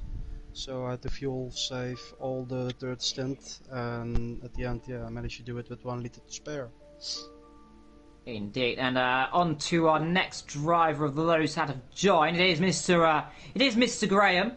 A rather race of two halves. So I was saying you're going to get a podium, and then about 2 laps later you crashed, so sorry in advance. But another good result for you, a good comeback as well. Some small mistakes, of course, when you spun. Looked like you got on the curb, but take us through your race. To be honest, kind of like Jazz, man, I'm kind of disappointed with my performance. There was a lot of highs and lows. I mean, considering I ran the hard tyres throughout the entire race, even at the start, you know, I was quite impressed with how the car was performing, because I felt I was more comfortable when I was by myself. So I thought, you know, just at the start, just let everybody do what they need to do. You know, just if they're on the faster tyre, just let them get away. I'll slowly start making my way through. Obviously, some drivers started making a few errors as the track started getting warmer. So obviously, then I found myself at P3, made my pit stop. Well, I made 2 pit stops. I thought I'll double stint the tyres because the pace was pretty decent. Obviously, it wasn't fast enough as like Tinnis or Jazzman, who were just lapping much better, just quicker. But I was pretty happy with where I was. And then I noticed Tinnis came in due to damage, so I thought, okay, here's an opportunity. You know, I noticed Jam was also quite a ways off as well, so I thought, you know what, I'll pit in, take a new set of tyres, see what I get. And then I noticed when I was going around the track that the tyre pressures were like over 2 bar, like they were 2.5 bar in the front and rear, so I just had no grip out on the circuit. I probably miscalculated my pitch strategy, probably set something wrong, so it's only myself to blame really. So that explains why I had a few spins. I was just trying to make sure that I wasn't pushing it too hard. Sometimes the car would just bite, it would send me round. I caught the wall a few times, and literally in the dying 2 minutes of the race I was driving around with 30 suspension damage on the rear with my wheel pointed to the right, you know, at a 45-degree angle, you know, just hanging on for dear life. But yeah, I'm just going to take it as a high, just take the foundation. I know my pace is there, just going to focus on the big races, you know, Daytona, Le Mans, you know, tracks that I'm really strong at, get those really good laps in there and just pick up the points, and the tracks that I'm not so strong at, you know, just go from there really. Indeed, well, everyone did a good race. It was a race of attrition, and to Vector and Wolf, do you have any comments on any of the drivers? I don't have any questions, but I have to say to Jazzman, that was an amazing race out there. You know, you're absolutely dominant, and if you're saying you could do better than that, it's going to be great to see how much better it is you can do. But having said that, it would be nice if next race you could slow down a bit, make it a bit more entertaining for everyone else. I'll pay you if you do. Oh well, we'll have to see. We'll have to see about that. Vector, have you got any questions? I haven't got any questions. No, it was a bit of a well, there were a lot of big gaps at the end. It was a bit of a shame, of course, that with the endurance race, that's what you get. But Jasmine, were there any? I do have one question. Was there any moment in the race where you felt like, oh, I might lose this, or was there any moment in the race where you feared something might go wrong? It was during that after the first pit stop. Like, I mean, I couldn't get a run of clear air for like 2 laps. Then I'd be up a back marker, and then I was starting to get nervous that something will happen as a couple of guys, you know, spun out in front of me. So I had a couple of near misses today, 3 from a back marker, spinning and nearly hitting me. So at that stage, I was getting frustrated. I was, you know, I just wanted some clear air, and I did worry that I would make a mistake, which I did when I spun at the hairpin. But then I managed to just calm myself down and just be like, you got a big lead, relax. You know? Yeah. So yeah, we did see one close call where a green car, I think, not Dennis but his teammate might have spun right in front of you, and that was a close call. Another one. Yes, yeah, there, and also had someone behind me, and obviously you hit the brakes, and then you just you obviously just hope the guy behind also saw that puff of the huge smoke, which luckily Racey, I think it was Racey behind me, he did, so credit to him, because that could have changed my whole race there. All right. Indeed. Well, I suppose in final words, Jazzman, slow down. You're too quick. You might have to make you. We might have to put you into tier 0. I'm gonna send you upstairs to tier 0, where it's just you, really. But on that bombshell, we will round this stream off. Thank you for myself. Thank you for Wolf for joining us a little bit later, of course. And thank you to Mr. Vectro for doing the streams despite the 2 disconnects in the lobby.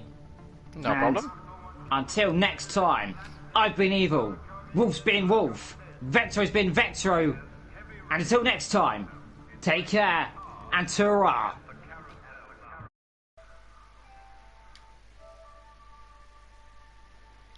Let's just try to find out how to end this. Stop broadcasting. There we go.